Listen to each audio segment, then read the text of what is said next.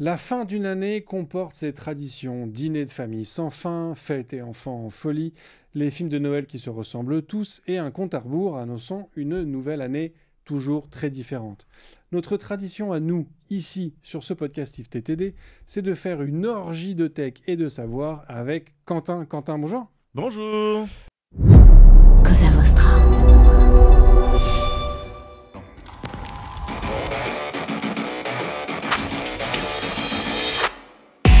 Bonjour, je suis Bruno Soulez, je suis un dev DEV pour différents, extraordinaires et visionnaires.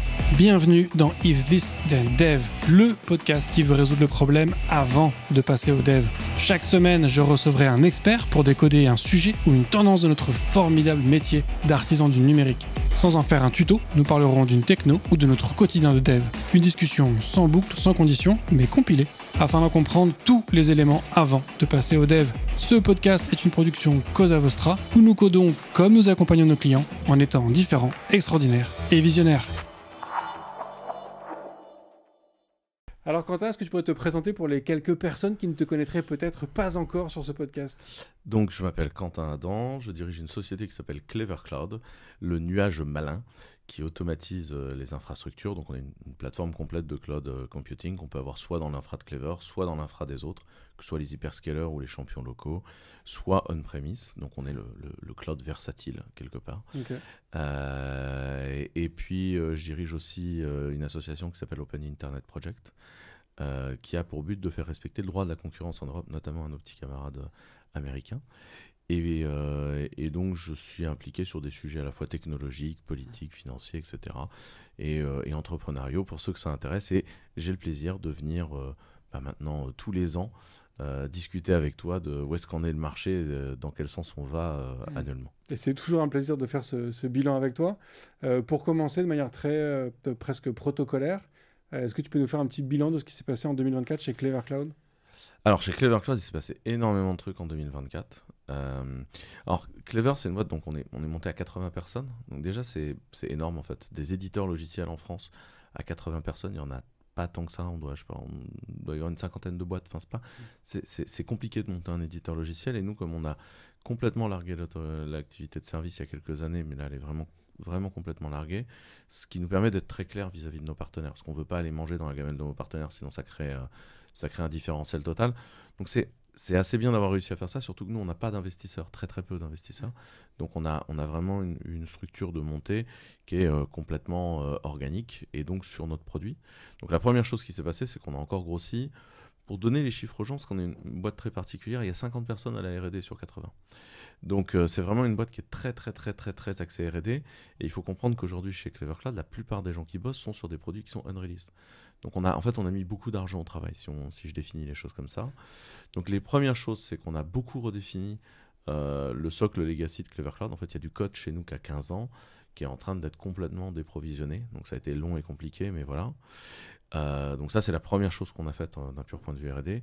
La deuxième chose d'un point de vue R&D, c'est qu'on a sorti les premières versions de Materia.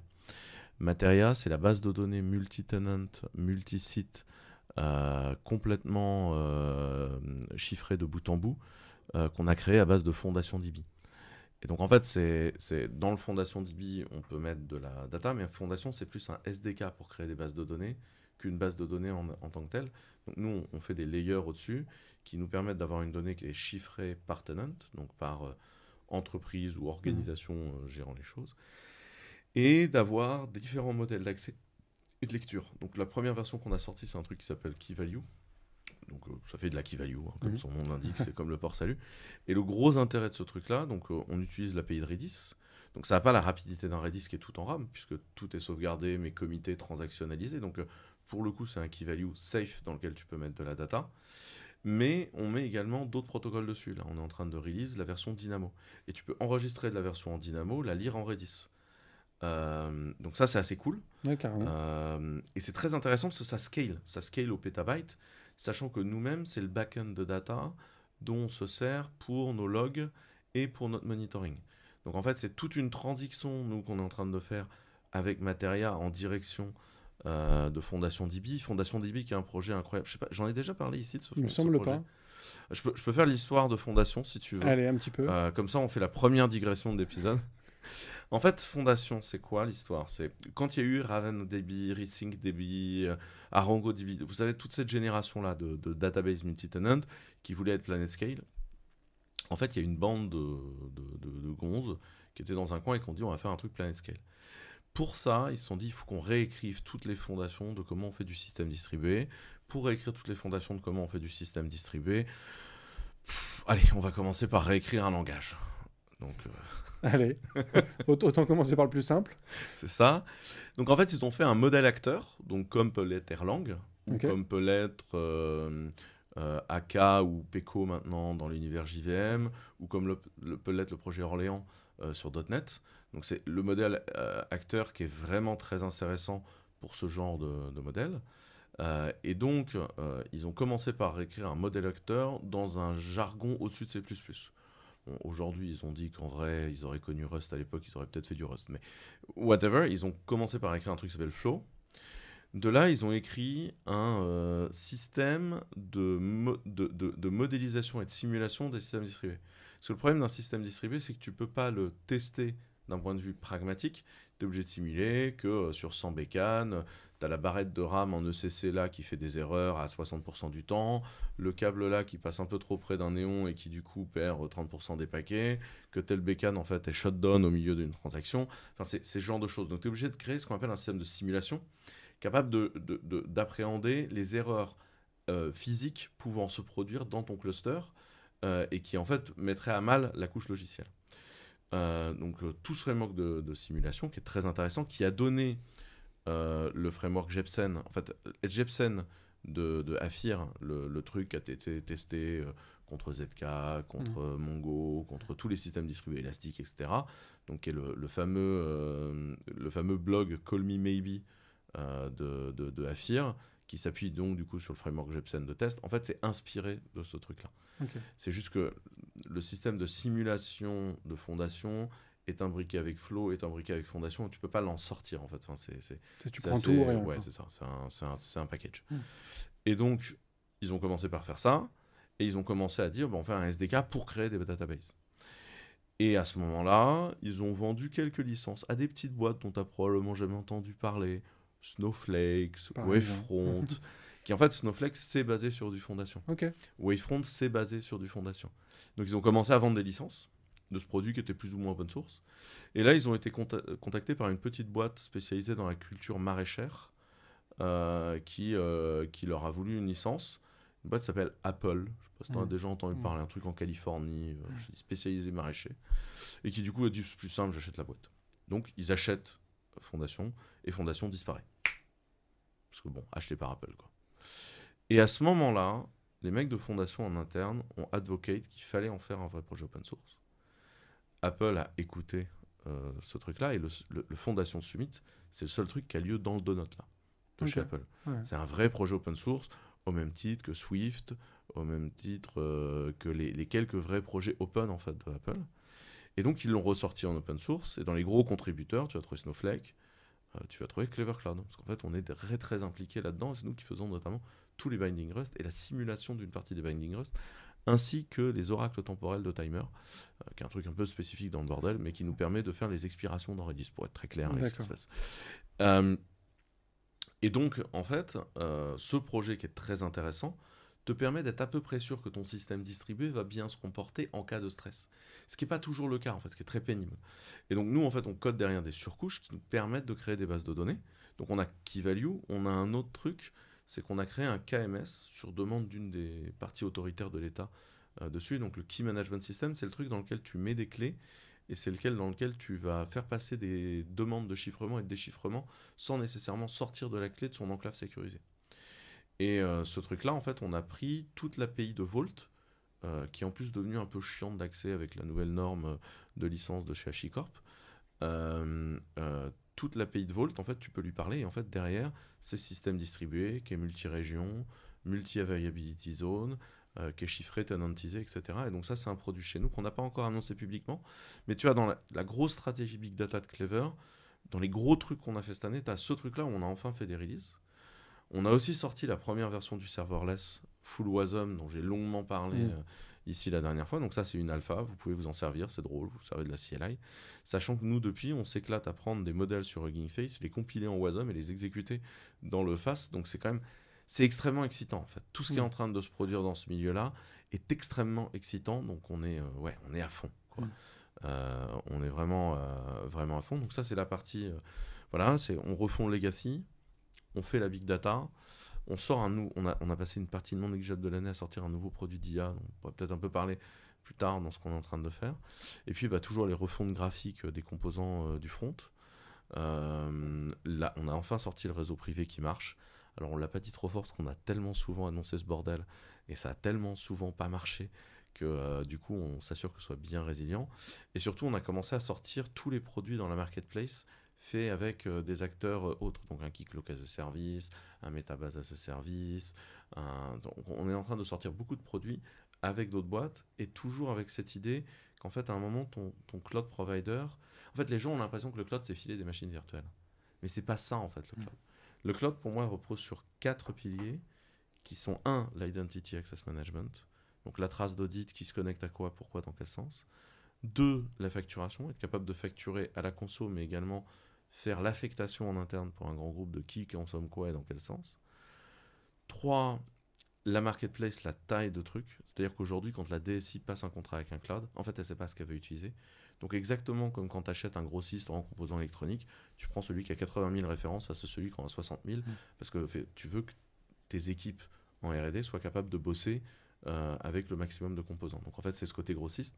Et donc nous, c'est comment on peut aider aussi des beaucoup plus petites boîtes que nous, des boîtes de 10-15 personnes, à avoir un produit qui va tout de suite être vendu à des grands groupes parce qu'ils sont embeddés dans notre licence, dans notre contrat, dans notre facturation, dans notre relance de factures, etc. etc., etc. Et le 4e point, c'est l'unification de l'expérience, donc c'est les API et la UI unifiés.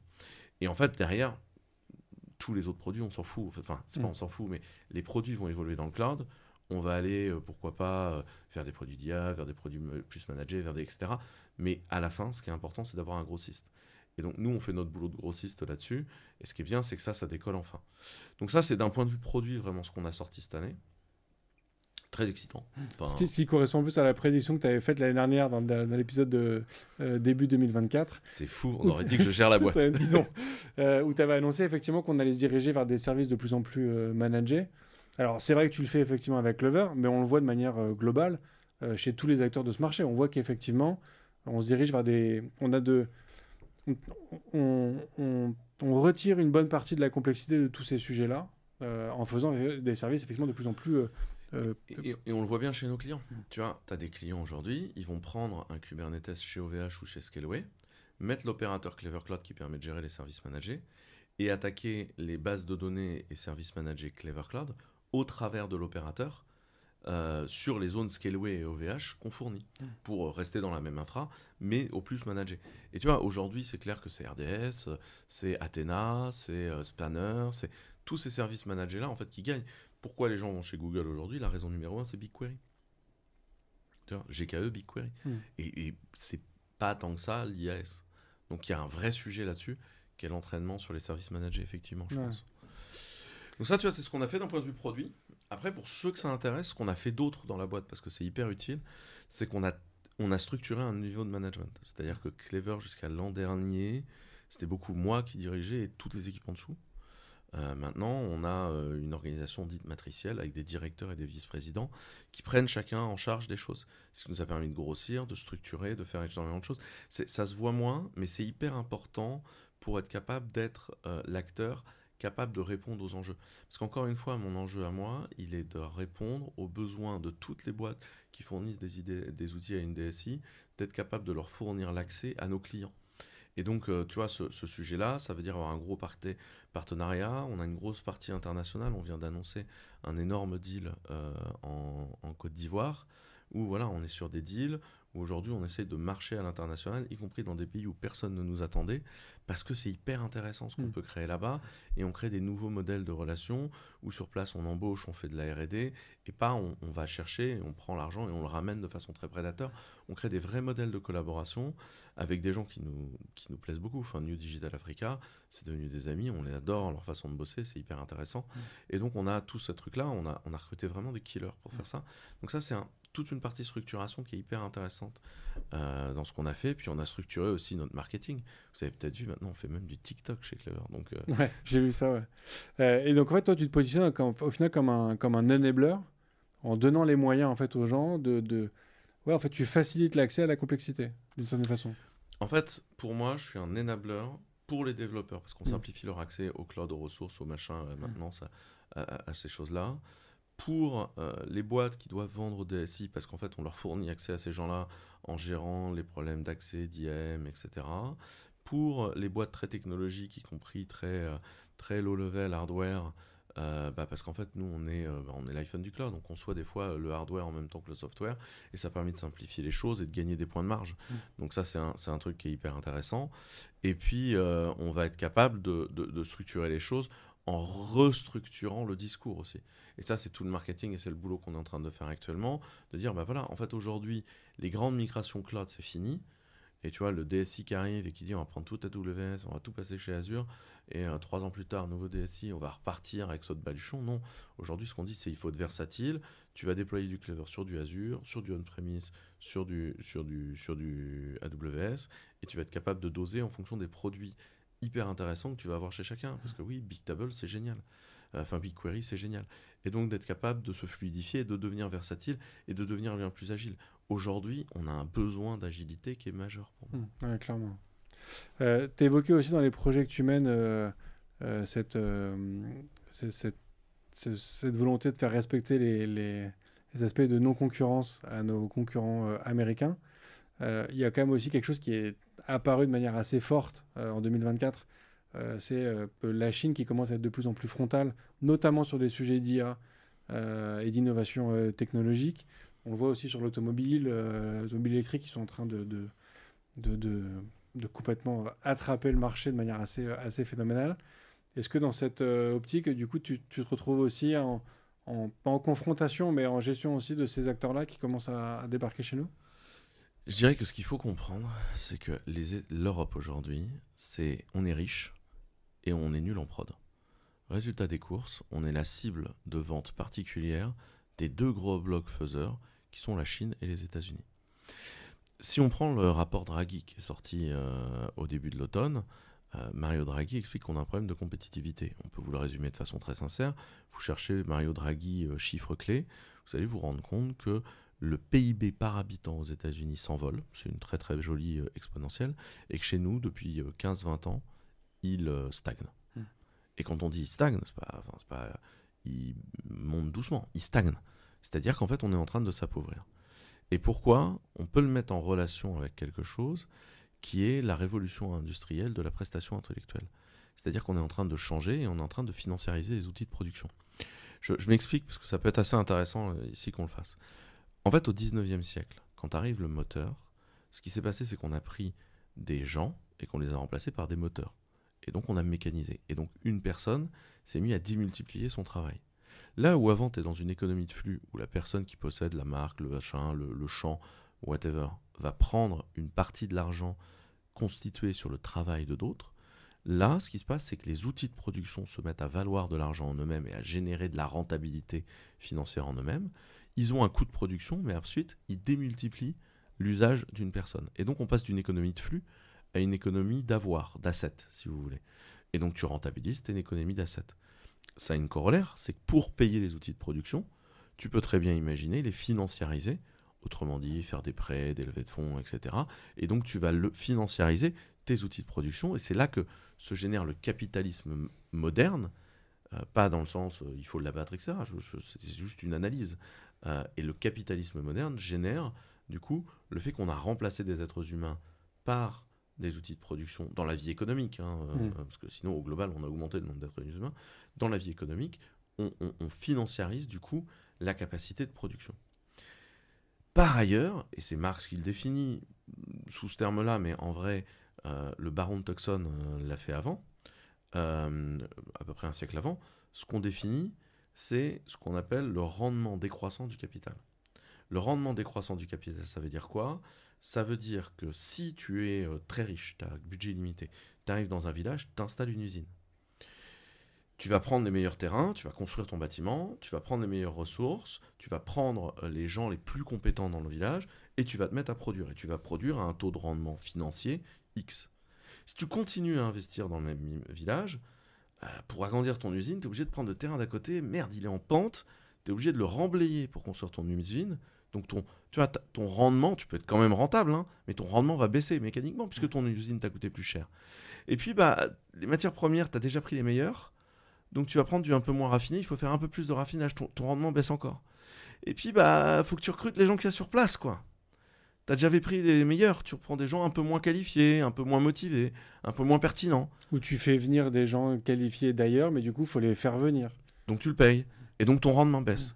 Tu continues à investir, là ton terrain il est franchement nul, t'avais un pilier en roche au milieu, et en plus le truc est en pente, non seulement il faut que tu déblaies, mais en plus il faut que tu fasses sauter un pilier en roche, c'est chiant, ta matière première est de moins en moins qualifiée, et puis le personnel que tu embauches, ils sont franchement débiles, et donc leur production elle est nulle, et donc ton rendement baisse.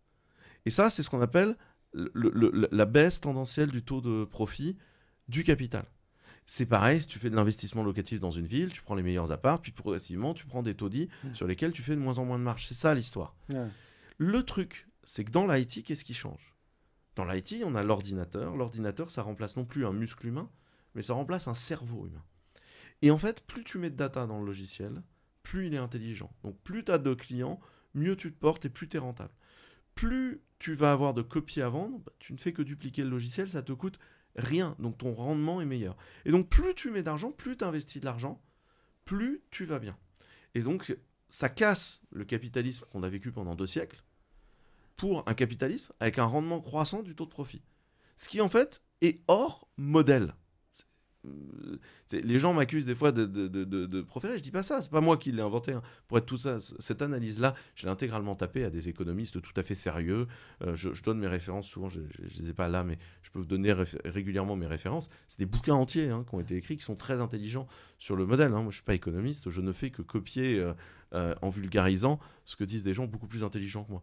Et donc tu te retrouves avec un rendement exponentiel. Ce qui fait qu'en 2005, les grosses boîtes de la planète, c'est quoi ? C'est Johnson & Johnson, General Electric, des énergéticiens, Citibank, etc. 2020, 15 ans plus tard, les grosses boîtes, c'est quoi ? Google, Apple, Nvidia, Meta, Tesla. C'est que des boîtes de tech. Il y a plus que Saudi Aramco en fait dans le top du truc, qui vendent de l'énergie. Hein. Pour ceux qui ne l'ont pas, Saudi Aramco, c'est du pétrole. Mais en fait, ils ont agrégé plein de boîtes en une seule, c'est pour ça qu'ils sont restés gros. Mais ce que je veux dire, c'est que la croissance, elle est passée de ce côté-là. Et le top 10 des boîtes a fait x8 par ailleurs. En valeur cumulée des boîtes, ça fait x8. Donc en fait, c'est ça, c'est le taux de croissance général. Ce qui fait que si on se repose au marché de l'IT aujourd'hui, et ce qui nous arrive, le marché du digital dans le monde, c'est 19 000 milliards de dollars annuels. Beaucoup de pognon. 81% du marché, les États-Unis. Le deuxième, c'est Taïwan, 5,8% parce qu'ils vendent les puces. L'Europe, dans sa globalité, là j'ai une petite confusion, on est à 4,4 ou 4,6. L'Europe, en totalité, 4,4, 4,6% du marché.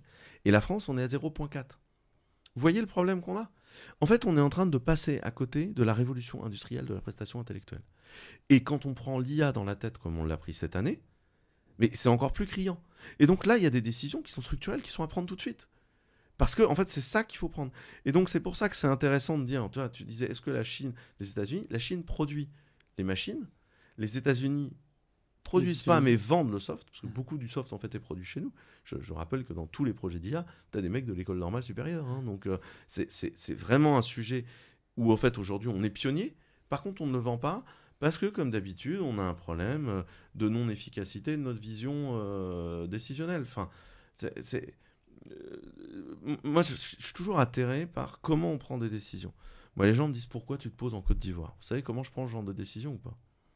Avec ton dé ? Absolument pas. Je fais de la démographie. En fait, Pourquoi est-ce qu'on veut absolument nous mettre un pied en Afrique et se développer en Afrique? Parce que la moyenne d'âge des États-Unis, c'est 48 ans. La moyenne d'âge de l'Europe, c'est 52. La moyenne d'âge d'Afrique, africaine, globale, et notamment de Côte d'Ivoire, c'est 19. Qu'est-ce qu'il faut pour créer un mec qui sait coder? Un ordinateur connecté à Internet et quelqu'un d'à peu près passionné devant. Sur 30 millions d'habitants, trouver 40 personnes qui tiennent debout. Moi, tous les meilleurs développeurs que je connais sont des gens qui sont en fait autodidactes. Et en plus, là-bas, tu as une bien meilleure mixité homme-femme parce qu'ils n'ont pas pris le coup marketing affreux des années 90 qui a transformé... Les années 80-90 a beaucoup transformé l'informatique en un truc d'homme pour des raisons purement budgétaires. Vous irez lire les études si vous voulez sur le sujet, mais globalement, quand il s'est agi de marketer les choses, on a marketé ça comme un jeu de petits garçons pour leur papa, parce qu'on n'allait pas être capable de le faire pour des petites filles, parce que le modèle américain ne dépenserait pas autant d'argent. Mais si tu vas par exemple au Maroc, dans l'IT, tu vas croiser 40% de femmes. Donc c'est voire même, comme c'est des boulots qui se font de chez eux, c'est des métiers qui sont vus comme étant des métiers refuges pour des populations féminines. Donc c'est pour ça qu'on a des meilleurs taux, notamment sur le continent africain dans sa globalité. Après, l'Afrique, c'est très varié. Hein. C'est très vaste. Voient ça comme un seul grand pays, mais c'est pas du tout un seul grand pays. Et voilà. Pourquoi est-ce qu'Abidjan m'intéresse? Parce qu'à Abidjan, tu as 40% des gens qui y vivent qui y sont pas nés. Ce qui veut dire qu'en fait, c'est un hub sous-régional populationnel. Et donc, tu as des connexions à tous les pays du coin. Et donc, quand tu parles à quelqu'un à Abidjan, tu parles en fait à plein de gens de la sous-région. Et donc, c'est hyper intéressant. Tout comme quand tu es aux Émirats, tu sais combien il y a de pourcentage d'Émiratis qui vivent aux Émirats? Je crois qu'on est à moins de 10%, non? C'est ça, il y a 10% de la population qui sont des Émiratis. Tout le reste, ils viennent d'ailleurs. Et c'est hyper intéressant de travailler sur ces notions-là, et c'est comme ça qu'on fait les choses. Et beaucoup de décisions stratégiques, aujourd'hui, on ne les prend pas comme ça. Si on prend la notion démographique, si tu prends la totalité des fondateurs et des dirigeants de GAFAM, ou d'hyperscalers américains, Larry Page, Sergey Brin, Bill Gates, Steve Jobs, Eric Schmidt, Mark Zuckerberg, Elon Musk, tous ces gens-là, ils n'ont qu'un seul point en commun. Ils ont commencé très tôt. C'est tous des ingénieurs. Aussi. 100% d'ingénieurs. Tu sais combien il y a d'ingénieurs cofondateurs, même pas dirigeants, cofondateurs dans la French Tech? Je crois que c'est très très peu. C'est 15%. C'est pas compliqué. Vous voulez faire des boîtes tech, vous mettez des techs à la tête. Tu sais que j'ai chopé une stat que je trouve intéressante cette année aussi. Tu sais qu'en France, il y a 2 fois plus de millionnaires que d'ingénieurs. Très intéressant. Alors, on parle du diplôme d'ingénieur. On est au-delà. C'est-à-dire qu'on peut imaginer qu'il y a plein de gens qui font des boulots d'ingénieur sans avoir le titre officiel d'ingénieur. Mais il y a 2 fois plus de millionnaires. Including me. Alors, on parle aussi de millionnaires au sens de capital, pas de revenus. Oui. Mais ça n'empêche, ça montre aussi quand même quelque chose, quoi. Non, mais on a un vrai problème là-dessus. C'est-à-dire que pour prendre des décisions, on fait ça. Et aujourd'hui, c'est très compliqué de convaincre des fonds d'investir dans un projet technique. Alors que fondamentalement, la technologie, c'est de la technique à la fin. Et c'est un vrai sujet. C'est qu'en fait, on ne voit pas les moments où il y a eu des sauts de foi dans les gros projets techniques qu'on émaillé ce monde. On ne voit pas les moments où il y a des sauts de foi absolus de la part de tout ce petit monde, quoi. Il y a eu une tentative en 2024. Notamment en 2024, on a reçu Gilles Babinet sur ce podcast, qui a fait partie de cette fameuse commission sur l'IA pour l'administration. Avec Clara Chapaz qui veut absolument passer de 15 à 30% de fondateurs tech. Voilà, moi j'ai pas la même attitude que Clara. Si moi on me donnait le mandat aujourd'hui, je peux vous garantir que le sujet serait réglé très vite. Parce qu'en fait, tous les fonds d'investissement français, qui sont tous en rendement quasi négatif si on vire les exemptions d'impôts qu'ils fournissent, donc l'idée c'est qu'en fait c'est une économie subventionnée, si ces gens-là, en fait, ils ont quasiment tous le FNA de la BPI en fonds de fonds, à 50%. Il suffit que le FNA dise, à partir de maintenant, tous vos investissements, à la direction, il y a un ingénieur. Et ben, dans 3 ans, on a des vraies boîtes. Mais pourtant, il y a pas mal de boîtes françaises autour de l'IA. Enfin, tu vois, on voit qu'il y a quand même... Elles sont plus françaises. Oui, les investissements, effectivement, viennent... Parce que les investisseurs ne sont pas français. Parce que les investisseurs français n'investissent pas dans des ingénieurs. Mais regarde, tu sais, après tu regardes aujourd'hui les licornes, comme on disait françaises, font la queue à l'équarrisseur aujourd'hui. Tu prends une boîte comme De Vialet, on en parle. De Vialet, un ingénieur à la tête, génial, ça se produit, ça c'est machin. Décision des actionnaires, ils virent l'ingénieur fondateur brillant de Devialet. Quelques années plus tard, après avoir mis un gentil petit HEC à la tête, la boîte va à l'équarrissage. Là, ça y est, c'est cramé. Alors qu'on avait une des boîtes magnifiques dans l'audio, le tout fait en spatialisation. Mais c'est pour tout. On avait le lanceur phare en espace. On était les premiers en Europe. Ariane Espace. Bon, bah, Ariane Espace a changé de direction en 2014 à peu près. Tu sais ce que c'est le background du mec qui dirige Ariane Espace, qui par ailleurs est un mec adorable, hein, j'ai rien contre lui. Il est agrégé d'histoire. On peut penser ce qu'on veut d'Elon Musk. Le mec a retourné l'industrie spatiale et quand il visite son usine, il sait à quoi sert chaque boulon dans une de ses fusées. C'est un ingénieur. Encore une fois, on peut penser ce qu'on veut de ce mec. L'enjeu n'est pas de dire il a raison, il a tort, etc. Mais à un moment donné, si tu veux être capable de faire une révolution technologique, il faut être capable de l'appréhender sous un angle technologique. Et là-dessus, il y a plein d'histoires qui le prouvent. Quand Meta existait, d'accord, Facebook. Ils étaient déjà près de 3000 et le coût utilisateur infra de Facebook était supérieur au revenu par utilisateur annuel. Et Zuckerberg lançait ses équipes sur on veut plus d'utilisateurs, ce qui veut dire en clair, tu creuses le trou. Voilà. Et il était très détendu. Parce qu'il y avait une équipe dans un coin qui était en train de créer hip-hop HHVM, donc vous savez, le truc qui permet la compilation de C++ vers, de PHP vers C++, d'un PHP particulier vers du C++ chez Meta, qui était en train de bosser, par ailleurs en OCaml, donc tu vois, un truc très niche, tu mets une équipe de 8 ingénieurs sur 3000 personnes à bosser sur un truc hyper niche, issu de la recherche française, machin, et parce qu'il savait que ça allait régler son problème, parce que d'un point de vue ingénierie, tu sais que tu règles ton problème quand tu fais ça. Et donc, c'est pour ça qu'à ce moment-là, le mec est hyper détendu. Et quand effectivement, ils ont mis en prod hip-hop, le coût infra est tombé sous le revenu par utilisateur. C'est ce qui s'est passé, en fait, chez Meta. Mais je peux t'en donner d'autres, des exemples. Steve Jobs, quand il revient, il fait la tournée de ses fournisseurs asiatiques. Il vole le disque dur. Machin. Le fameux 1 pouce suite. Donc, tu connais cette histoire-là, déjà. Bon, bah, voilà, pour les auditeurs, rapidement... Quand Steve Jobs achète à Hitachi l'exclu sur le disque dur 1 pouce 8, tout le reste de la team d'Apple le regarde en disant « Mais qu'est-ce que tu fous ?» Qu'est-ce qu'on va faire de ça ? Parce que, ok, c'est cool, ça va nous permettre d'alléger le notebook par rapport au disque dur 2 pouces 5, mais enfin, c'est quand même cher pour ce que c'est, quoi. Et là, Jobs se retourne vers eux et se dit « Mais vous avez rien compris, on va changer le monde de la musique. » Parce qu'à ce moment-là, il se rend compte qu'on peut faire l'iPod. Et l'iPod classique, en fait, c'est un disque dur 1 pouce 8. Et je pense que ce qui est important ici à comprendre, c'est qu'on a un problème démographique dans notre façon de faire du business. Mais si tu veux, le problème, il est plus large. Les plus grosses boîtes du monde sont des boîtes d'IA, d'IT, d'informatique. Notre ministre du digital, qui a failli pas être nommé sur le coup-ci, ça a été rattrapé par la bande, cette histoire. Notre ministre du digital, elle est 41e dans l'ordre protocolaire, sur 41 ministres. Donc l'ordre protocolaire, c'est l'ordre dans lequel tu as le droit de parler au Conseil des ministres. De toute façon, quand tu es secrétaire d'État, tu arrives à peu près 20, il est sûr que tu ne parleras jamais et que tu seras représenté par ton ministre de tutelle, qui en plus, donc à présent, est l'enseignement supérieur et la recherche, et donc a 2000 autres dossiers que l'IA. Et donc en fait, ça veut clairement dire, on s'en fout. Les révolutions industrielles qui vont le plus changer notre société, notre façon de bosser. Enfin, moi, je ne sais pas comment ça se passe chez vous. Moi, j'ai des clients et partenaires qui font des logiciels de chat, par exemple, pour du support, etc. En ce moment, ils voient des plateaux entiers de centaines de personnes se vider au profit de l'IA. La révolution industrielle de la prestation intellectuelle, c'est une réalité concrète qu'on est en train de prendre dans la gueule et qui va changer la totalité du marché. Oui, c'est vrai qu'il y a un changement avec l'IA qui est effectivement assez phénoménal.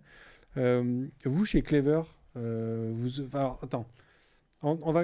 J'aimerais qu'on va revenir à un sujet un peu tech, parce qu'on est quand même sur un podcast tech, donc on essaie d'en caler un peu. En 2024, moi j'ai vu beaucoup popper tous les frameworks, notamment autour de l'IA agentique, comme LangChain, comme Llama Index et autres. Est-ce que toi aussi, de votre côté, vous avez aussi vu une émergence de ce truc-là ? Et qu'est-ce que toi tu perçois comme intérêt de ces outils-là ? Alors, la première chose à dire, c'est que pendant longtemps, l'IA, ça a été réservé à des data scientists spécialisés qui savaient faire de l'IA. Aujourd'hui, plus du tout. Aujourd'hui, tout développeur doit se mettre sur le sujet de l'utiliser. Pas de créer les modèles. Ça, c'est le travail de quelques personnes. Ce qui est important, c'est comment tu utilises ces frameworks-là. Et LangChain, par exemple, ou Llama Index sont typiquement des sujets hyper pertinents. Et quand tu parles d'usage, on est d'accord que tu parles bien de c'est pas utiliser un Copilot ou un ChatGPT pour écrire tes lignes de code. Alors, ce qui, par ailleurs, selon moi, est une bonne approche aujourd'hui. Aussi. Alors, prenons les sujets les uns après les autres. Aujourd'hui, si vous n'utilisez pas l'IA tous les jours, vous êtes concrètement en train de passer à côté de la révolution de l'outil. Je ne suis pas en train de vous dire c'est fabuleux, c'est etc., c'est machin. C'est juste un outil incroyable qui est en train de changer la productivité, la perception des gens. Et si vous n'êtes pas dans la maîtrise un minimum de cet outil-là, vous avez un problème. Parce que ceux qui vont l'avoir, cette maîtrise, vont vous passer devant. Et donc, à un moment donné, il faut dire les choses comme elles sont. Il faut être capable aujourd'hui de prendre la maîtrise de ces nouveaux outils et de comment ça se passe. Donc, c'est quelque chose qui, à mon humble avis, est hyper important. Ça, c'est la première chose sur l'IA. C'est cette capacité-là à maîtriser ces sujets et être capable de rentrer dedans. La deuxième chose sur l'IA, donc si vous, au pire, sur le Copilot et compagnie, prenez-le comme le meilleur des Stack Overflow. C'est juste un Stack Overflow qui vous répond plus rapidement. On ne vous dit pas qu'il ne faut pas savoir coder. Des fois, il dit n'importe quoi. Par contre, très souvent, ça peut vous donner un gros coup de boost où vous êtes en train de parser un fichier, tu demandes en fait à l'IA de te faire ton code de parsing de fichier, de trouver la meilleure lib de machin, etc. Et tu réadaptes exactement comme avant, tu allais t'inspirer de code sur Internet. Sauf que là, en fait, quelque part, c'est un meilleur moteur de recherche qui va en plus te contextualiser à ton modèle. Après, comme d'hab, il va être meilleur sur certains langages que d'autres. Il faut fouiller entre plusieurs modèles, etc. Mais ne pas utiliser aujourd'hui l'IA est un problème.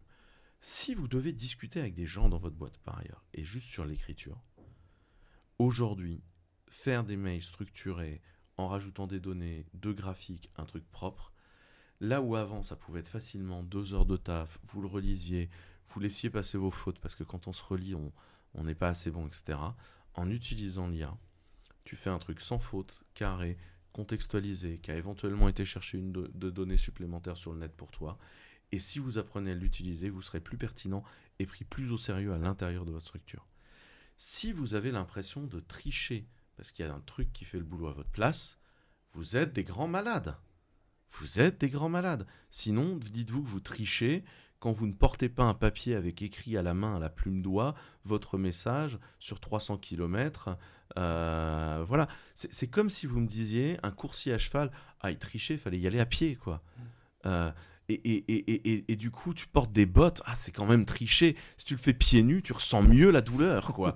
Enfin, à un moment donné, tu écris des trucs sur un papier pour t'en souvenir. C'est tricher, normalement, on s'en souvient. Enfin, à un moment donné, oui, l'être humain est fait pour s'outiller. C'est un nouvel outil. Vous devez accepter ce nouvel outil. Est-ce qu'il est parfait ? Non. C'est une catastrophe comme tous les outils. Mais un stylo à plume, ça fuit dans la pochette de votre chemise. Il y a un moment, tu peux ne plus avoir d'encre. Il y a plein de fautes possibles, mais ça n'empêche que tu peux faire beaucoup plus de choses. Est-ce que l'IA peut générer une catastrophe ? Oui, l'IA peut générer des catastrophes, je vous l'affirme. Si on va jusqu'au bout du délire, Mein Kampf a été écrit grâce à l'imprimerie. Bien sûr, c'est des catastrophes qui sont logiques. Oui, j'ai réussi à coder un poil Godwin comme ça, soft. En 30 minutes quand même. Ce que je veux dire par là, c'est qu'à un moment donné, cet outil, il est là, il va rester et il va transformer notre monde. Soit vous faites partie des early adopters, vous comprenez son utilisation et vous êtes compétitif dans le monde qui vient, soit vous n'en faites pas partie. Mais est-ce qu'à un moment, ça va passer ? Ça ne va pas passer. Parce que ça crée une productivité magistrale. Est-ce que c'est parfait ? Non. Est-ce qu'en tant que développeur, vous devez comprendre comment ça marche ? Oui. Et donc, la première chose, c'est de dire, vous devez être utilisateur. Donc ça, c'était le côté Copilot, ChatGPT, etc. La deuxième partie, c'est qu'en tant que développeur, en fait, tu peux offrir de nombreux avantages à ton utilisateur en utilisant l'IA sur des parties. Faire du vocal aujourd'hui, c'est du whisper, c'est incroyable whisper. Faire du whisper à plusieurs, il faut comprendre ce qu'est une diarisation, puis passer dans un whisper, puis éventuellement passer dans un autre modèle qui va summarize, puis etc., etc. Et en fait, vous voyez que c'est des librairies qui s'enchaînent. Et donc, vous avez des librairies spécialisées dans le fait d'être capable d'orchestrer ça, comme par exemple LangChain ou Llama Index. Et donc, en fait, en tant que développeur, vous devez vous mettre tout de suite au fait de comprendre les implications de ce qui est en train d'être fait. Et tu vois, nous, en ce moment, on fait énormément de trucs en système distribué. Je me dis que, si ça se trouve, c'est complètement con. Peut-être qu'à un moment, en fait, c'est un modèle qui fera le bon positionnement. Pour l'instant, on imagine les positionnements, mais ça se trouve, non. Pourquoi ? Parce qu'en fait, ça répond En fait, ça répond à une incitation de philosophie des sciences. J'y arrive. Je vois ton regard perdu de quelqu'un qui se dit il va encore nous emmener dans une digression d'un quart d'heure. En fait, en philosophie des sciences, au XVIIe siècle, il y a un mec qui s'appelle Descartes qui a écrit ce qu'on appelle le réductionnisme, qui dit que tout problème se décompose en petits problèmes et que la somme du problème te règle tes problèmes. Et c'est comme ça qu'on a réfléchi pendant des années. Tu vois, la science médicale, tu as un spécialiste du cœur, un spécialiste du foie, un spécialiste de la gastro-entérologie, un spécialiste de la peau. Et si tu fais la somme de tout ça, tu as un être humain. Sauf qu'en fait, une enzyme dégradée dans le foie peut avoir un impact sur la couleur de tes yeux. En fait, l'être humain n'est pas une somme. Et nous, si on prend à l'échelle de l'informatique, pendant longtemps, la capacité qu'on a eue à faire de l'algorithmie, c'est qu'en fait, on a essayé de découper un petit problème. Tant qu'on a essayé de faire de la computer vision en petits problèmes, on n'a pas réussi. On avait 7% de taux de succès, grand max. Le moment où on est passé en apprenant, donc avec les modèles neuronaux, le LLM, le machine learning, etc., en fait, on a arrêté d'essayer de comprendre le problème. On a juste dit, on va essayer de comprendre. Pourquoi ? Mais parce qu'en vrai, les mécanismes pour comprendre comment notre vision fonctionne, c'est tellement un truc qu'on a d'impliqué chez nous, qui est géré par de l'apprentissage dans notre très jeune âge de développement, qu'en fait, on n'a même pas de concept dans notre langage pour définir les notions de la vision. Donc en fait, comment tu veux qu'on les définisse dans du code ? On est incapable, c'est le bordel. Et donc, on va se retrouver dans un modèle où c'est très compliqué. Et donc, cette notion-là, on va les faire. Et donc, on se retrouve avec énormément de travail à faire pour nous tous, de définition, en fait, de certains éléments. Et en fait, ça s'appelle la complexité. C'est un mec qui s'appelle Edgar Morin, qui a écrit dessus, ça s'appelle Le Nouveau Discours de la méthode. C'est un peu pénible à lire. Lisez des Reader Digest, mais qui, globalement, vous explique que les systèmes complexes ont des bornes. Et donc, en fait, c'est ce qui s'est passé en informatique quand on a fait ça. L'application de la complexité en biologie, en fait, c'est ce qu'on appelle la biologie des systèmes, et qui aujourd'hui fait qu'on fait des breakthroughs en santé parce qu'on accepte la complexité. Nous, en fait, là, on arrive à un moment où on accepte la complexité en informatique. La computer vision, elle est bonne parce qu'on a arrêté d'essayer de comprendre combien fonctionnait la vision. On fait de l'apprentissage et en avant Guingamp. Ça avance, quoi, tu vois. Et ben en fait, on va faire la même chose dans tous les secteurs. Et ça, c'est un truc qui est super important à comprendre, c'est que tout ça, en fait, c'est la complexité. Toi, ton utilisateur, en fait, fondamentalement, le fonctionnement de son cerveau, c'est la complexité. Et donc, tu vas être capable de lui répondre avec des objets d'IA parce que tu vas être capable de répondre en complexité. Et donc, de faire des choses intelligentes et donc d'utiliser des modèles et des modèles et des modèles et des choses comme ça. Et c'est pour ça qu'aujourd'hui, vous devez jouer avec un Ulyama, vous devez faire tourner des modèles sur votre ordinateur pour comprendre. Pas parce que vous allez faire mieux que les autres, mais parce que c'est le moment où vous devez comprendre, vous devez jouer avec Hugging Face, vous devez travailler en fait ces modèles-là et cette complexité-là, à mon humble avis. Parce que c'est une nouvelle boîte à outils, et je pense qu'effectivement, ça va devenir une composante de l'algorithmie. On aura no if, no else, no switch, no while et no LLM qui seront utilisés pour faire ces choses-là. De la même manière qu'aujourd'hui, si tu veux faire du chiffrement, sauf cas très exceptionnel, tu vas pas t'amuser à réécrire ton algorithme de chiffrement. En fait, tu prends des trucs qui existent sur étagère, qui ont été déjà testés, approuvés, et qui font ça beaucoup, beaucoup mieux que toi.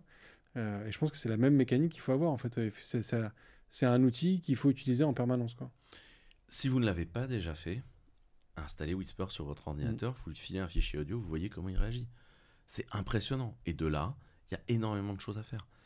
Et vraiment, on est dans un milieu où là, la révolution est en cours. On a la chance de pouvoir la vivre. Et il n'y a aucune excuse de « oui, mais c'est pas mon quotidien, sous moi, je suis de l'informatique. » bancaire, de machin, de etc.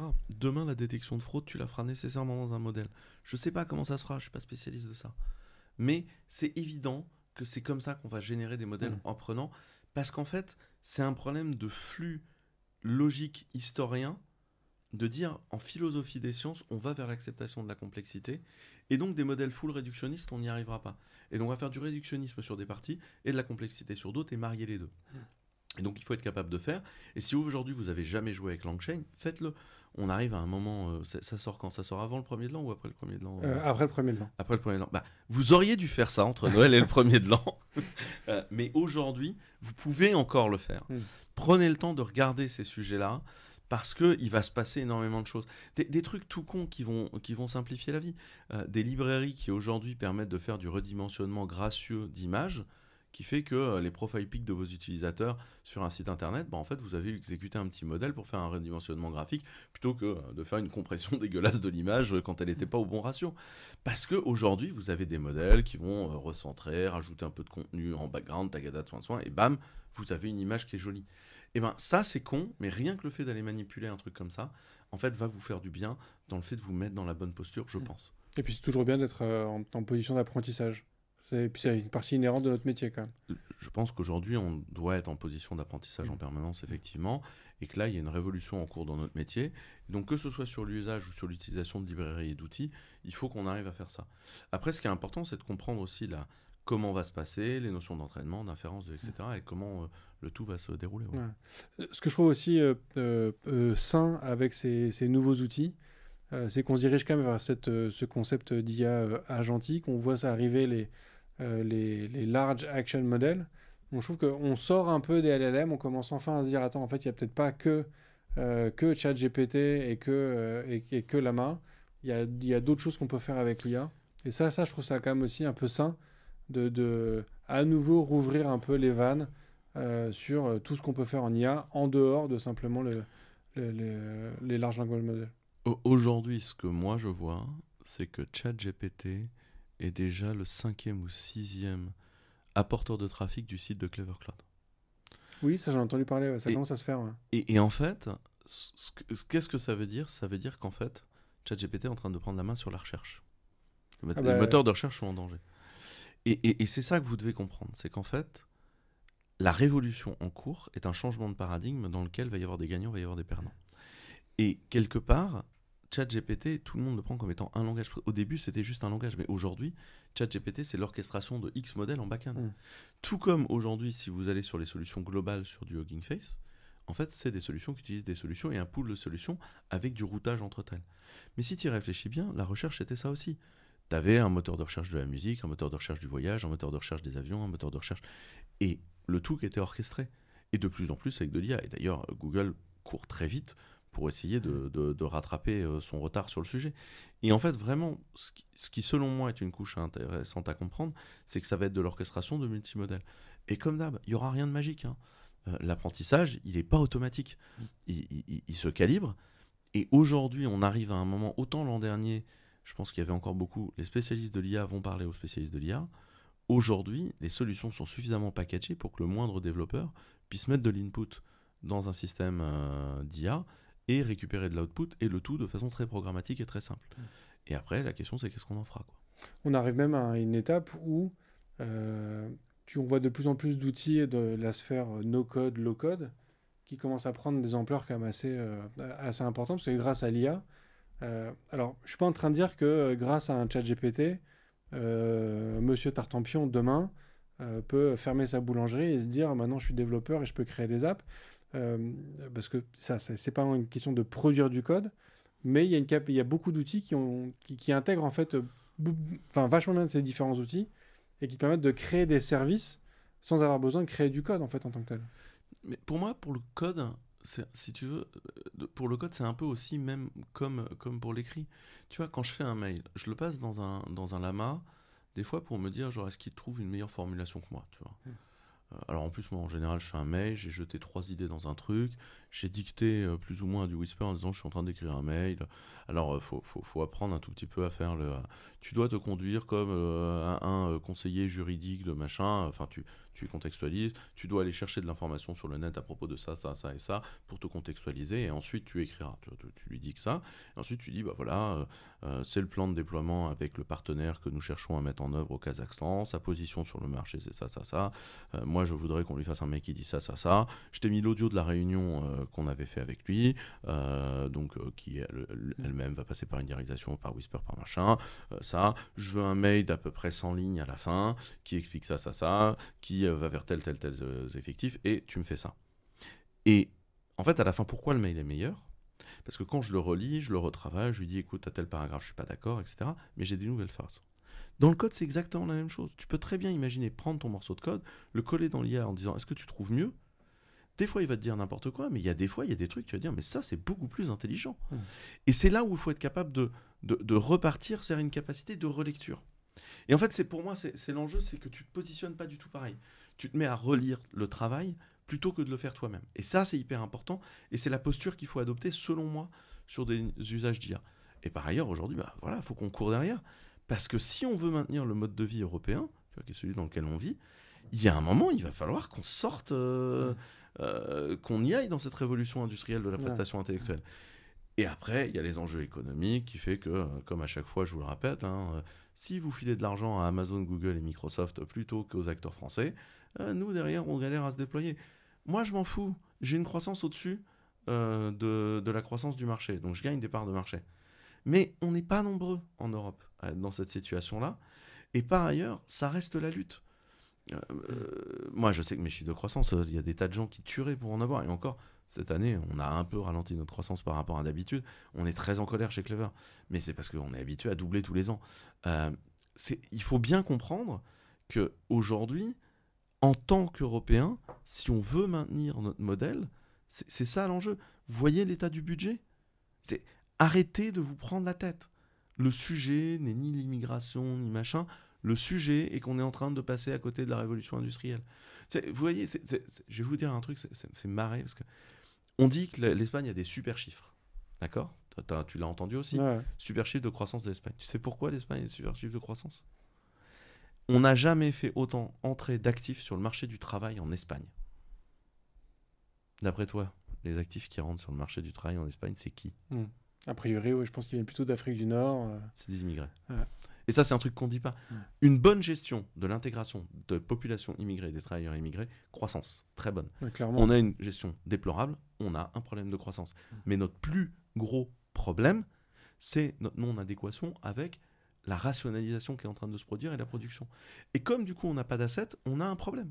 Il faut qu'on crée des assets dans une économie d'assets. Parce que là, aujourd'hui, quand la totalité de l'IT, c'est des boîtes de services, en fait, on a une économie de flux. Et donc, on ne capitalise pas. Aujourd'hui, il faut créer des économies de flux. Là, on le sait tous, il y a un gros ralentissement économique dans toutes les sociétés de services. Toutes les sociétés de services sont dans la grouille. Ouais. Tu le sais, je le sais, on en parlait juste avant l'entraînement. Mais pas que les boîtes de services. Pour le coup, on voit que les niveaux de recrutement ont vachement baissé. On en avait déjà un peu parlé l'année dernière, parce que 2023 avait aussi commencé à être un ralentissement. Là, on voit que 2024, les choses n'ont pas repris. Moi, je fais un appel aux développeurs. Si vous pouvez vous faire virer d'une boîte dans laquelle vous ne vous sentez pas bien, plan de départ volontaire, rupture conventionnelle, whatever, vous prenez ça, vous trouvez une niche, vous créez votre boîte. En France, on a un truc génial qui s'appelle Ascedic Venture. Vous prenez l'ACRE et vous créez votre boîte et vous faites de l'économie d'assets. Vous ne vous mettez pas à faire du service, vous prenez vos 2 ans de chômage pour créer un produit et créer de la rentabilité au-dessus. Alors, c'est passé à 18 mois maintenant, mais... Et en vrai, il te faut 6 mois pour le coder, ton produit. Et vous sortez un produit. Vous structurez pas, vous machin. Vous codez un produit, vous le vendez. Et là, vous allez générer de l'asset. Et là, on peut sauver le pays. Si tous les ingénieurs en informatique qui vont être dans le creux de la vague, là, créent leurs produits, on peut sauver le pays. Parce que ce qu'il faut, c'est qu'on crée des produits d'automatisation. Et ça c'est le truc, à mon humble avis, le plus important qu'on puisse vous dire aujourd'hui. Oui, je sais, je dis toujours la même chose, mais c'est parce qu'on ne le fait pas assez. Ouais. Et puis, créer une entreprise, c'est une belle aventure en plus. Et créer une entreprise, c'est amusant. Moi, par exemple, ça fait 15 ans quasiment, ça fait presque 15 ans, ça fait 14 ans et quelques mois que je suis à la tête d'une boîte qui s'appelle Clever Cloud. Mon boulot change tous les 6 mois. Et pourtant, j'ai toujours le même poste. Mon boulot change tous les 6 mois, c'est hyper enthousiasmant. Là, on va faire le premier Clever Cloud Fest le 6 et 7. D'ailleurs, tu es cordialement invité avec un grand plaisir. Au Clever Cloud Fest et j'espère que tu seras là au Clever Cloud Fest. Le boulot est incroyablement passionnant. Et donc, en tant qu'ingénieur, faites-le. Et si vous avez besoin de conseils, il suffit. Franchement, n'hésitez pas à me contacter. En plus, on a des trucs, le programme Up et compagnie chez Clever. Mais au-delà de ça, on est les forces vives de la nation. On est les gens capables de créer les machines-outils et les assets qui permettront de payer les retraites demain. Concrètement, dans le pays, c'est ça notre rôle. Et c'est une belle mission. Est-ce qu'on ne parlerait pas aussi un peu de l'ordinateur quantique? Il y a eu une annonce qui a été faite par Google il y a quelques jours, même je crois que c'était hier. On enregistre ça, on est le 11 décembre. C'est aussi quand même un secteur où il y a pas mal de choses qui se passent et sur lequel il y a pas mal de Français aussi, mine de rien. Encore une fois, la recherche est très bonne en France. Mm. Le problème, c'est qu'on ne laisse pas les chercheurs à la tête des boîtes. On dit on va vous coller un HEC dans les pattes. Ça marche jamais. Je ne sais pas qui a eu cette idée-là. Tu sais que statistiquement, c'est G2, je ne sais plus, le truc sur lequel on créait des startups à l'époque, qui était mixé avec Startup Weekend. Enfin, il y a quelques années, tu as cette grosse plateforme-là. Et la grande stratégie en France, c'était de dire tu prends un commercial, un administratif, un technicien, tu les associes et ils créent des boîtes ensemble et ça marche. Non. Toutes les statistiques disent le contraire. Ah. Les équipes qui s'en sortent en start-up sont des équipes qui sont homogènes d'un point de vue culturel. 5 ingénieurs ensemble, en fait, ils vont se serrer les coudes. 3 commerciaux, ils vont te faire une boîte de vente, pas une boîte technologique, ils vont te faire une boîte de vente, mais en fait, ils vont se serrer les coudes. Et comme en fait, ils se comprennent et qu'ils s'entendent, ça va bien se passer. 3 personnes qui ont des angles de vue complètement différents de la vie vont s'engueuler à la première passe compliquée et ça va péter. Et donc en fait, c'est les équipes, c'était statistique, c'est les équipes avec une bonne homogénéité culturelle, en clair, les mêmes mecs. Enfin, les mecs meufs, mais les mêmes âges, même milieu socio-culturel. En fait, les équipes qui ne sont pas diverses à la direction se comportent mieux. Je sais, ça va contre les idées de partage et compagnie, mais en vrai, c'est plus facile. Parce qu'il y a une meilleure compréhension et du coup les gens se serrent les coudes quand ça va mal. C'est comme ça qu'en était revenue l'étude. Et si tu veux, j'essaie de te retrouver les liens vers cette étude-là. Mais c'est assez intéressant. Alors, pourquoi est-ce qu'on parle du quantique? Parce que c'était une digression sur le quantique. D'abord, le quantique, c'est plusieurs choses à comprendre. La première, c'est que le quantique, c'est une nouvelle façon de coder. On a toujours tout codé en binaire. Là, on va coder avec un 1, 0 et un peu entre les deux. Srabaladjan, je dirais Perceval. Le problème de ça, c'est que ça change toute l'algorithmie. C'est à la fois ce qu'on veut et à la fois ce qui pose problème. Donc le quantique, c'est avant tout une nouvelle façon de coder, des nouveaux langages, des nouveaux frameworks, des nouvelles façons de coder. Et de l'autre côté, c'est une recherche dans le hardware. Aujourd'hui, on sait déjà ce que le quantique va donner parce qu'on est capable de le simuler en mettant beaucoup de matériel traditionnel et on le simule avec énormément des puissances de calcul phénoménales et on fait tourner très lentement un ordinateur quantique simulé. Ça, il y a déjà des choses, notamment Candela, un très bon simulateur. Il y a plusieurs simulateurs qui sont très intéressants, qui grillent énormément de ressources pour être capable de tourner, mais qui donnent une idée de à quoi peut trouver de l'algorithmie quantique, qui pourrait tourner très vite et donc régler énormément de problèmes si on avait la couche hardware en dessous. Et après, il y a en compétition plusieurs modèles de couche hardware pour être capable de créer des qubits, donc des capacités quantiques dessus, et donc à ce moment-là être capable de l'exécuter à une rapidité suffisante pour que ce qu'on fasse puisse avoir de l'intérêt. En tant que développeur, il est intéressant de regarder les couches de simulation, le comment on construit les qubits, c'est un vrai intérêt physique, intellectuel pour nous. La réalité, c'est que c'est plus de la physique que de l'informatique. Ouais. Par contre, l'algorithmie est très intéressante. Est-ce qu'aujourd'hui, on va à grands pas vers l'informatique quantique? Oui. On a encore des problèmes à faire la couche physique underlying du truc. Par contre, les frameworks de simulation sont extrêmement matures et c'est probablement les frameworks français qui aujourd'hui sont les plus matures. Et tout ce qui se fait notamment sur le plateau de Saclay. J'avais vu passer, c'était sur le... j'ai plus le nom en tête. Tu sais, pour identifier si tu as un élément qui est présent dans une liste, c'est l'algorithme de... J'ai plus le nom en tête. Et c'était sur une explication sur comment tu le fais en quantique versus comment tu le fais en informatique, enfin en algorithmie traditionnelle.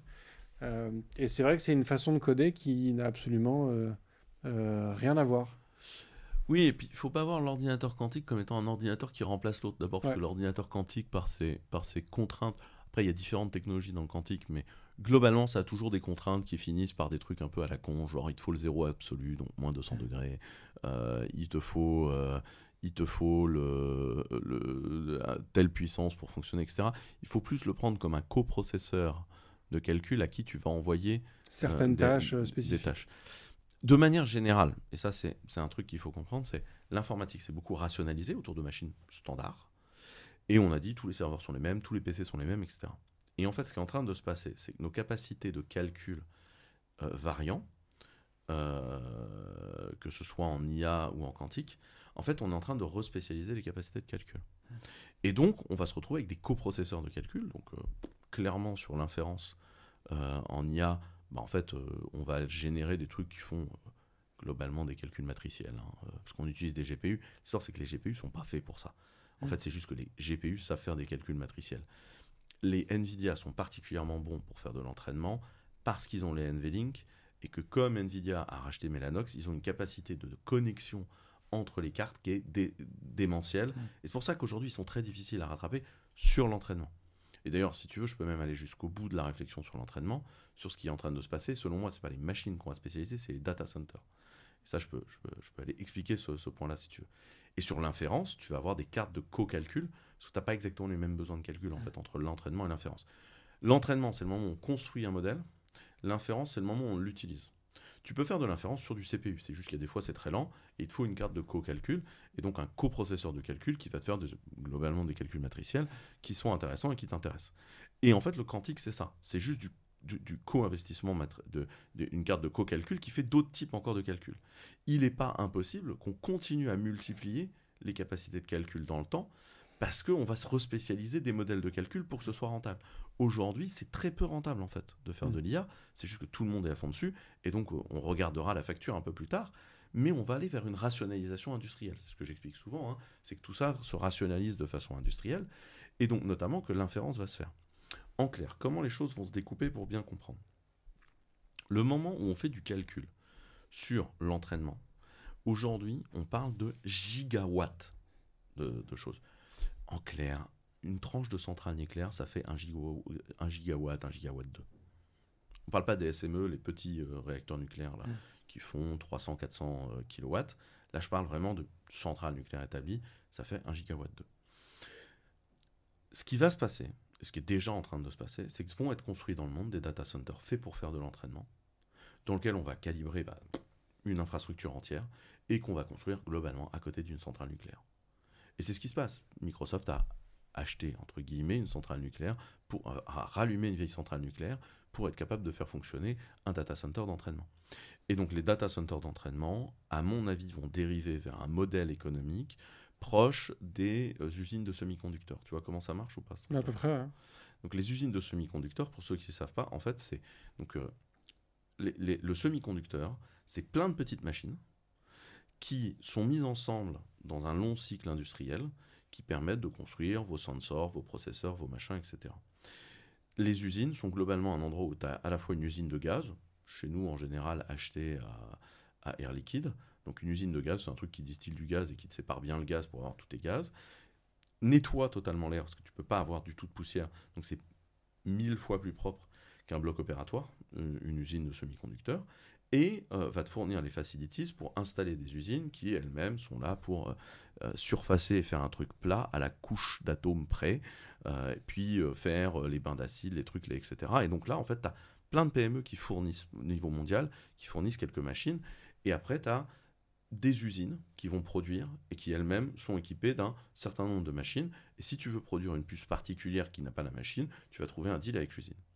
Tes slots de production, en fait, ils sont mis aux enchères. Donc les grosses usines de production, en fait, elles mettent les slots de production aux enchères et les boîtes qui ont besoin d'acheter du semi-conducteur fabriqué, donc tu crées dans des centres de recherche ton processus industriel, donc notamment l'un des meilleurs centres de recherche du monde, c'est le CEA à Grenoble, le LETI pour être plus précis, le labo d'électronique, de microélectronique du LETI, qui va te produire ton modèle industriel.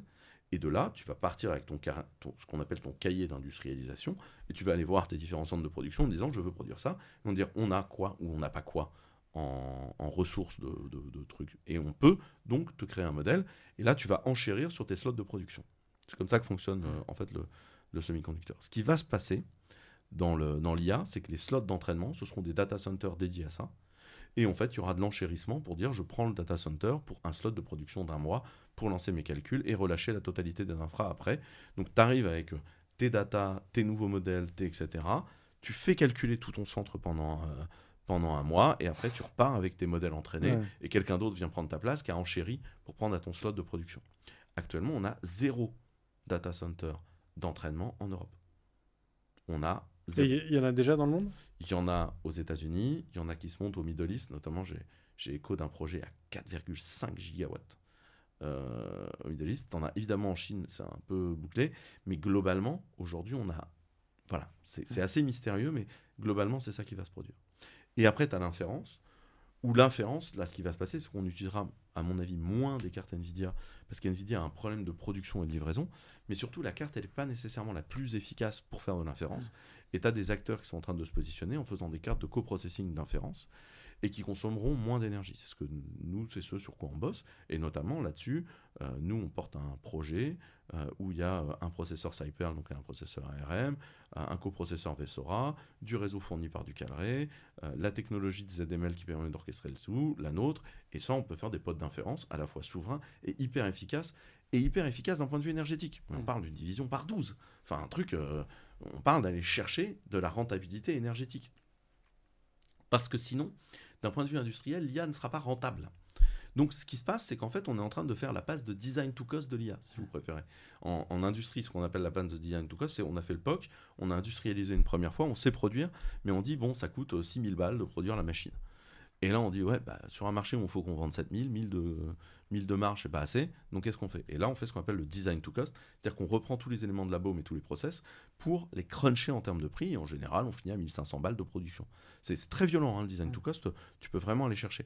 Et donc là, c'est ce qui va se passer, en fait. C'est qu'on est en train de faire le design to cost de l'IA. Et donc, l'IA va s'industrialiser dans des modèles financiers acceptables, pour que ce soit absorbable par un écosystème global, et pour ça que l'IA va rentrer partout dans notre vie, c'est qu'en fait, elle va s'industrialiser. Et donc, ces modèles-là, qui sont des modèles vraiment intéressants à regarder et à observer, font qu'on va avoir, d'un côté, des data centers qui vont se spécialiser en entraînement, qui vont être construits et faits pour l'entraînement, et de l'autre côté, tout un reste de data centers où on va les mettre à niveau pour être capable de gérer l'inférence dedans. Ça reste quand même assez énergivore, hein, ces trucs-là. Comment on pourrait expliquer, alors j'ai ma petite idée, mais je serais curieux d'avoir ton avis sur comment ça se fait que l'industrie ne se soit pas alignée de la même façon qu'elle est en train de le faire pour l'IA sur la blockchain. Parce que le bénéfice évident et pluriel de l'ensemble des métiers n'était pas évident sur la blockchain. La blockchain est intéressante, je ne suis pas en train de dire le contraire, mais l'IA, au moment où tu le touches, n'importe quel décideur comprend immédiatement ce qui est en train de se produire. Alors, il ne comprend pas les mécanismes, les machins, etc. Ils prennent éventuellement n'importe quoi comme décision. Mais la blockchain, si tu veux, n'avait pas cette versatilité. Impacte moins de monde au final.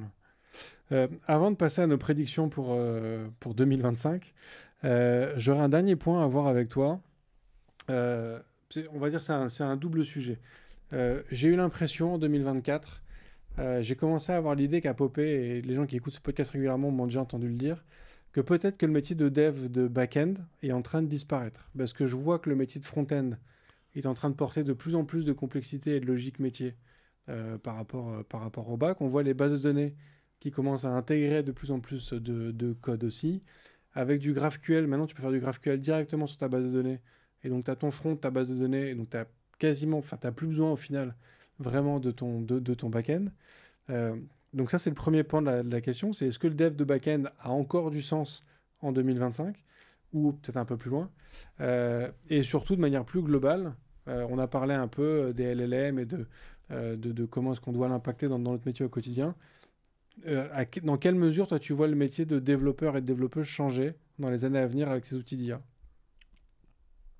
Alors, la première chose, et de dire, je pense que l'IA est en train de tuer une idée qui est la capacité à rationnellement prendre toutes les décisions en les hiérarchisant. Tu vois, on parlait de Claude avec Anthropic, là, qui maintenant est capable de piloter ton ordinateur. Je dis, mais pourquoi? Parce qu'en fait, si tu veux, l'exposition de l'ensemble du web sous forme d'API sémantique bien propre, en fait, c'est un échec. On n'y arrive pas. Et on a tous essayé, pourtant. Enfin, on n'y arrive pas. Et en fait, pour finir, on se retrouve avec des trucs qui acceptent la complexité et qui, par apprentissage, pour finir, vont se comporter comme un être humain. C'est ça qu'en fait, on est en train de faire.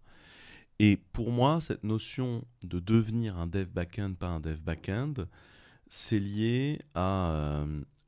En fait, si tu veux, pendant longtemps, on a tout mis dans le back-end. La validation de data, on a plus ou moins supprimé les notions de contrainte dans la base de données, ce qui n'était pas toujours une idée du siècle, mais bon, voilà. On mettait l'intelligence dans le bac à un seul endroit où c'était présent. C'est ça. Ce qui se passe, c'est qu'on reprend dans la UI des points d'entrée de l'intelligence. Après, il faut toujours les revalider côté back. Aujourd'hui, on se retrouve avec des bugs de j'ai validé dans la UI, ouais, donc c'est bon. Alors qu'il faut les revalider dans le back. La question, c'est comment on est capable aujourd'hui d'annoter des choses qui sont dans le back et dans le front et emmener de l'un à l'autre. Et c'est pas si simple que ça à faire, mais il y a un vrai enjeu là-dessus, à mon humble avis. Et nous, c'est des enjeux qu'on regarde beaucoup parce que chez Clever, le data model des API, des nouvelles versions des choses, chez nous, c'est du Scala. Et en Scala, on fait ce qu'on appelle beaucoup, nous, des types paramétriques. Tu vois ce que c'est qu'un type paramétrique? C'est, au lieu de dire c'est juste un int, on va dire, si par exemple, qu'est-ce que je vais te trouver d'intelligent? On va stocker un int compris entre 7 et 14. On te dit c'est compris entre 7 et 14. Et d'un point de vue compilatoire, si on ne check pas à un moment que c'est compris entre 7 et 14, ton programme ne compile pas. C'est-à-dire qu'on sait que le type il est enforcé, et donc le type que tu vas manipuler, il sera là. Tu vois. Cette notion-là, qui est d'hyper-validation, si tu veux, de ta data, alors, il se trouve qu'en ce cas-là, on peut faire des types paramétriques, parce que c'est lié à des options du compileur, etc. Mais tu peux cette capacité à valider ta donnée en entrée, tu peux le faire dans n'importe quel langage, et tu es censé le faire dans n'importe quel langage, parce que toute donnée en entrée, tu dois valider qu'elle a la tronche de ce à quoi tu t'attends, en fait. C'est la plupart des erreurs, des hacks, des machins, etc., c'est un manque de s'assurer que tu as effectivement raison sur à quoi ressemblent les data que tu rentres. Et en fait, on peut imaginer que tu vas les annoter, que tu vas les mettre dans l'API, donc pourquoi pas tu vas donner cette information-là dans ton Swagger/OpenAPI, et après nous on s'en sert pour générer des clients, puis la CLI, puis les web components, puis à la fin la console. C'est pour ça qu'on génère en downstream de fall comme ça. Mais du coup, si tu veux, ce qui se passe, c'est qu'à un moment, il faut quand même définir quelle est ta transformation de data. Et en fait, pour finir ton bac, c'est jamais qu'un truc qui prend des data en entrée d'un logiciel, qui peut être ta base de données, qui prend des entrées de data depuis une API, etc., et qui fait le lien, et qui fait en fait ce moment-là l'objet. C'est juste que pendant longtemps, on a tout fait reposer là-dessus, parce qu'on était tous partis là-dessus. Mais comme là, on complexifie les interfaces, qu'on a envie d'utiliser pleinement les capacités du web en ligne, pas en ligne, etc., et de valider au mieux, et de faire des applications mobiles qualitatives, etc., on fait des fronts de plus en plus qualitatifs. Que de l'autre côté, on a envie que la base de données prenne de plus en plus en charge de choses parce que c'est plus proche de ça et donc on va pouvoir la requêter, donc c'est intelligent, etc., etc. Du coup, c'est hyper pertinent. Et donc, du coup, on va se retrouver avec un truc au milieu qui est cette création de valeur qui est là. Et donc, oui, on est dans un mouvement de balancier où, là où à une époque, tu vois, on faisait beaucoup de PLSQL, par exemple, dans les BDD, et ce qu'on donnait accès aux gens, c'était l'interface d'Oracle, tu vois, dans les entreprises, avec des systèmes de gestion de droit hyper propres et des procédures stockées, etc. Bon, on avait arrêté, on a mis ça dans le bac. Et en même temps, on avait paradoxalement un peu relâché la vigilance dans la DB.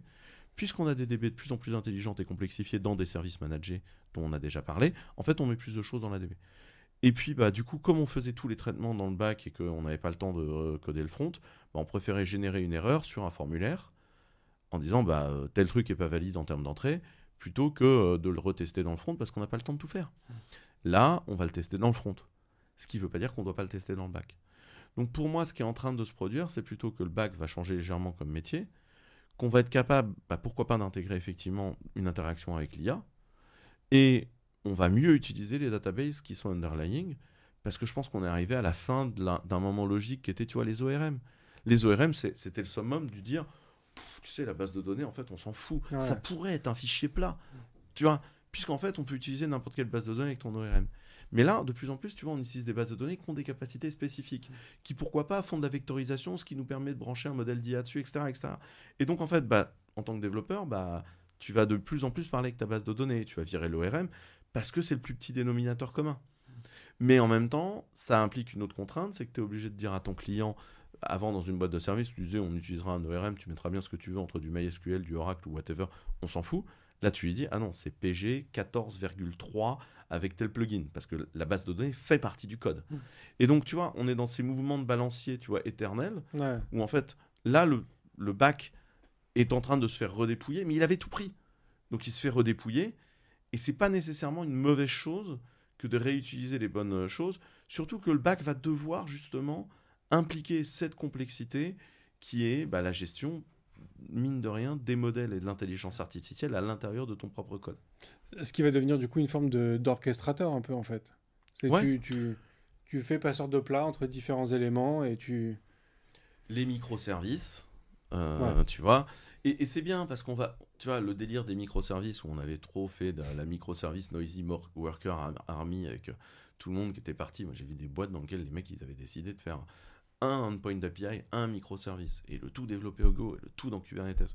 Et après, ils te disent, ouais, on a des lenteurs, hein, tu m'étonnes. Ouais. Si à chaque fois que tu dois faire quelque chose, tu es obligé de parler à un service à côté qui lui-même parle à un service à côté, etc., bah oui, tu parles à ton cluster plutôt que de parler à la classe d'à côté et à de la data qui est déjà dans le cache de ton processeur. Oui, ça, j'imagine, c'est un peu lent, ouais. Mais c'était pas ça l'idée du microservice. L'idée du microservice, c'était de dire que chaque service allait se rendre service. Et donc, en fait, un modèle, c'est jamais que ça. Tu rends service à quelqu'un d'autre.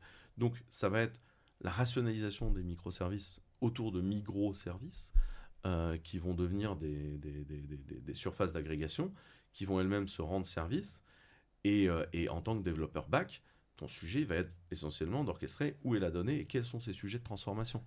Et comment j'expose au front quelque chose de compréhensible. Ouais. Et du coup, comment est-ce que tu vois le métier de développeur ou de développeuse au global changer avec l'arrivée effectivement des copilotes et différents LLM qu'on a pu déjà évoquer? Je sais que Google a fait une annonce disant que 25% du code produit chez eux à présent était généré par de l'IA. Avant, on avait tous de l'autocomplétion dans nos IDE, quoi. Et c'est juste que l'autocomplétion était débile. Donc on va juste avoir une autocomplétion intelligente. Surtout que, je vais être franc, moi je trouve que pour l'instant, les intégrations globales de ces trucs-là est encore assez pénible. Je trouve pas que l'intégration soit très bonne pour l'instant.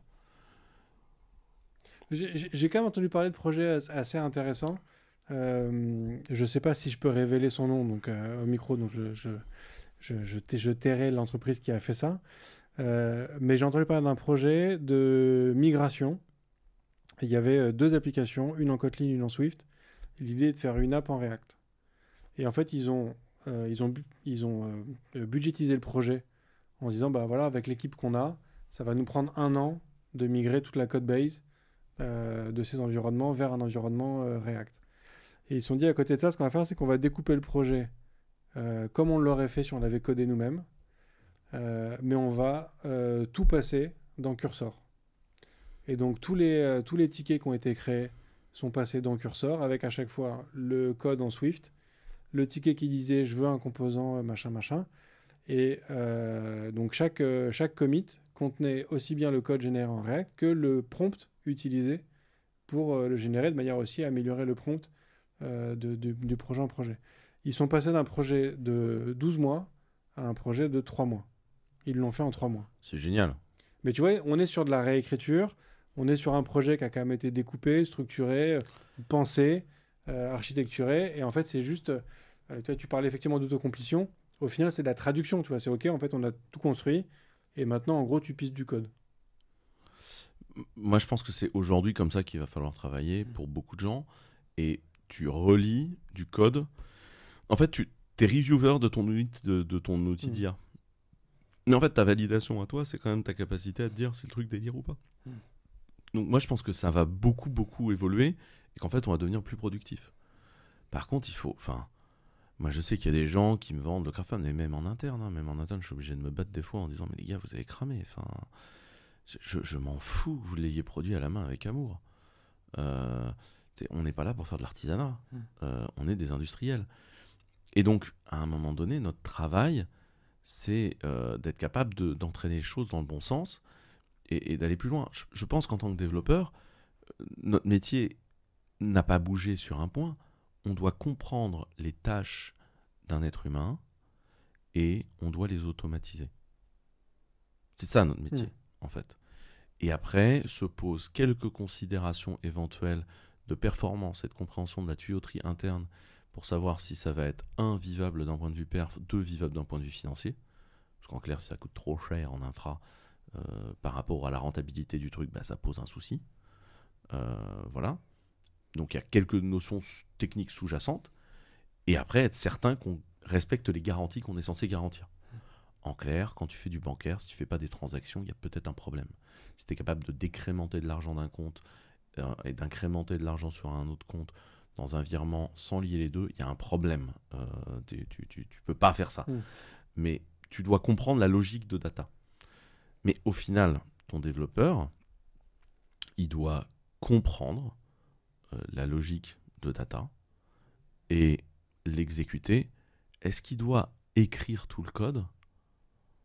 Vaste question. Après, tu vas avoir différentes techniques, tu vois. Moi, je me souviens quand pour ceux qui ne savent pas, le legacy de Clever, c'est du J2E. Donc, c'est beaucoup de Java. À cette époque-là, par exemple, tu vois, c'est Java avec la verbosité de Java, les getters et les setters. Et pendant des années en Java, en fait, si tu regardais, tu avais énormément de ton code qui avait été généré par l'IDE. Parce que tes getters et setters étaient générés par l'IDE. Puis après, tu as le projet Lombok qui est arrivé, on a collé une annotation qui générait les getters et les setters, sauf si le getter-setter était déjà présent parce qu'il était particulier. Tu vois, on appelait ça les accesseurs. Mais tu vois, tu as des langages qui vont être très verbeux, où en fait, si tu regardes bien, tu générais énormément de code, et puis tu as des langages qui vont l'être moins, parce que pourquoi générer du code que tu peux générer en pré-processing de compilation pour éviter d'alourdir ta code base de code, entre guillemets, intelligent de ça.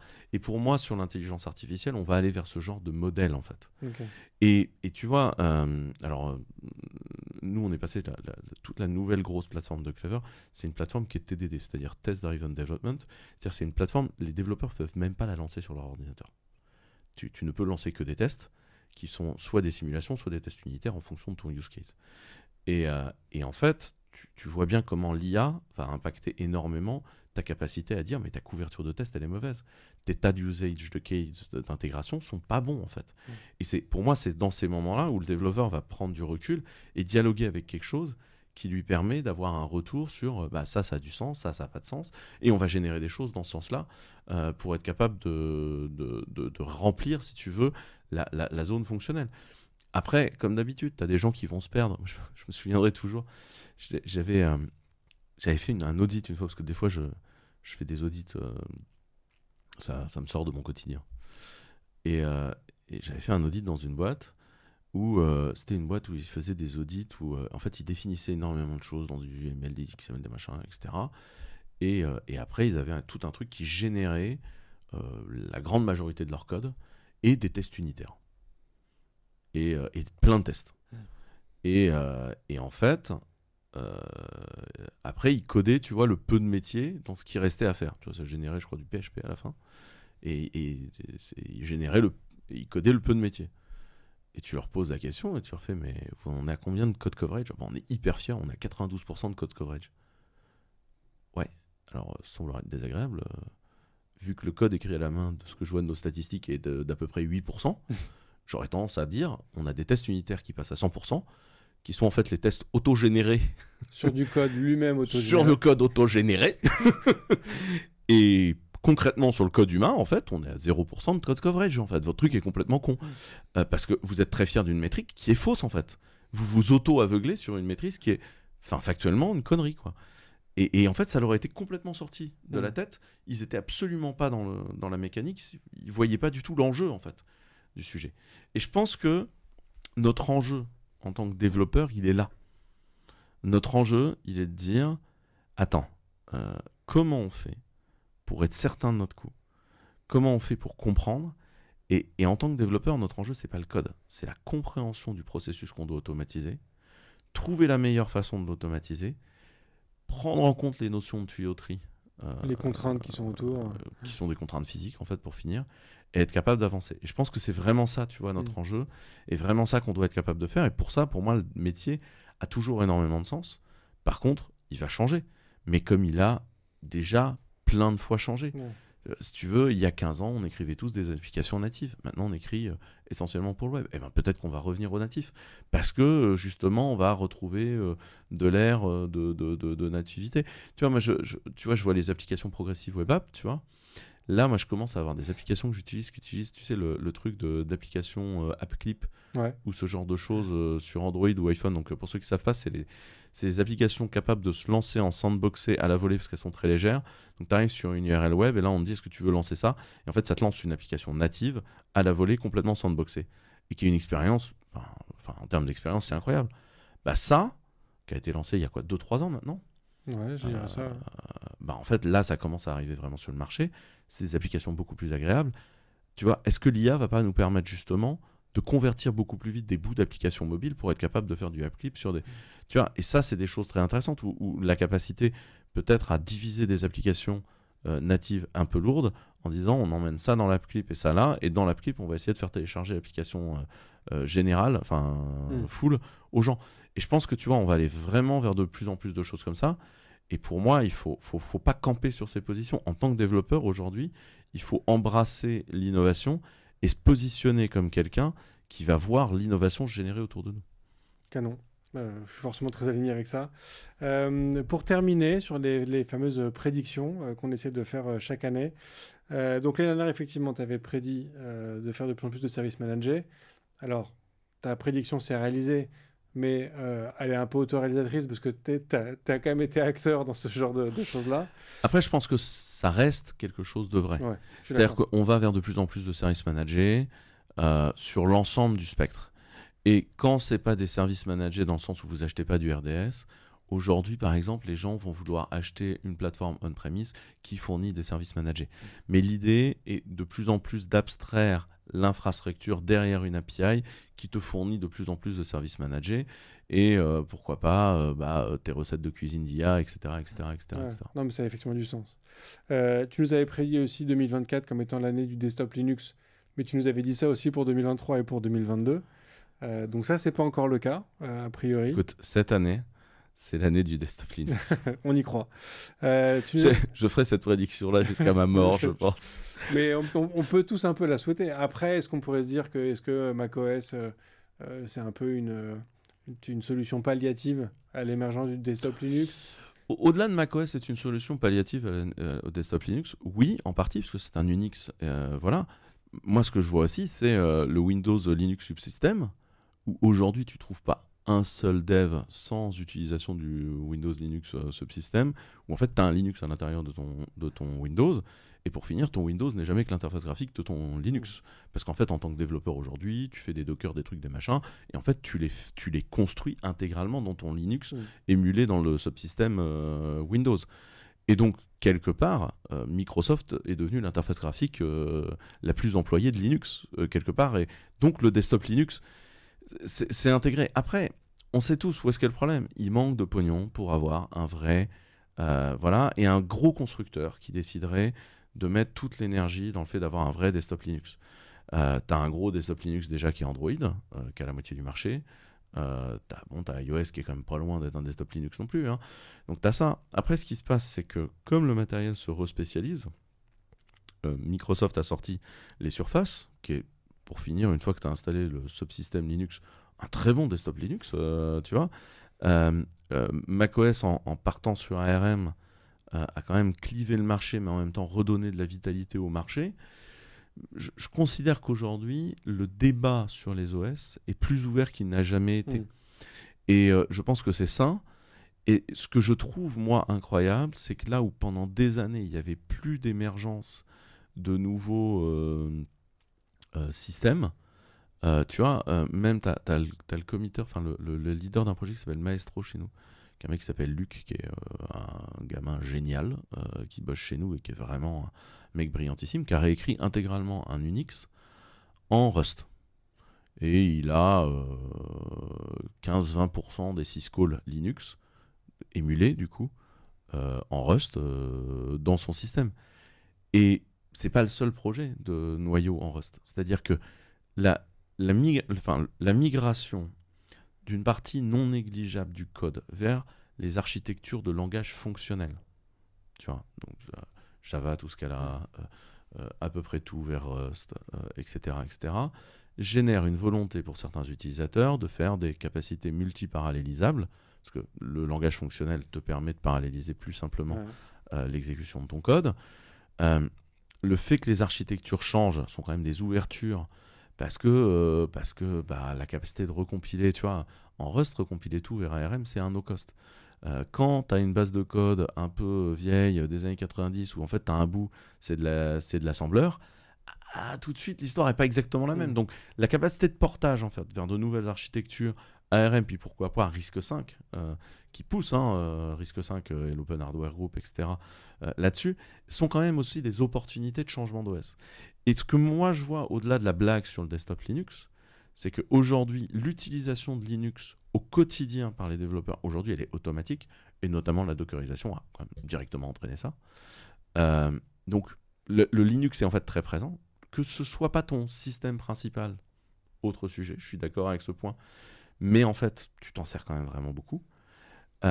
Et le fait qu'aujourd'hui, il y ait une mise en tension des architectures logicielles et hardware, parce que tu vois, c'est ce que je racontais sur l'IA tout à l'heure et les coprocesseurs, en fait, il y a une vraie remise en question du truc qui, il y a 15 ans, était indéboulonnable, qui était un PC Intel X3264 qui tourne sous Windows ou sous Linux, et en avant-guingant. Tu te retrouves aujourd'hui avec des architectures de kernel, de pensée, etc. Ça bouillonne. Est-ce que pour autant tout le monde tourne sous Genome et sous Ubuntu, comme ça a été longtemps le rêve de certains dans l'écosystème Linux? Clairement, non. Mais est-ce que c'est grave? Je pense pas. Ouais. Je pense qu'aujourd'hui, le bouillonnement, il est là. Et donc, est-ce que pour finir, grâce à Microsoft, on est l'année du desktop Linux? Quelque part, la prédiction n'est pas si fausse. Okay.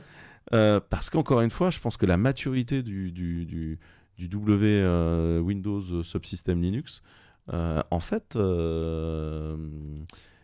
prouve quelque part ça. Moi, c'est comme ça que je l'interprète. Je sais pas comment toi tu l'as ressenti.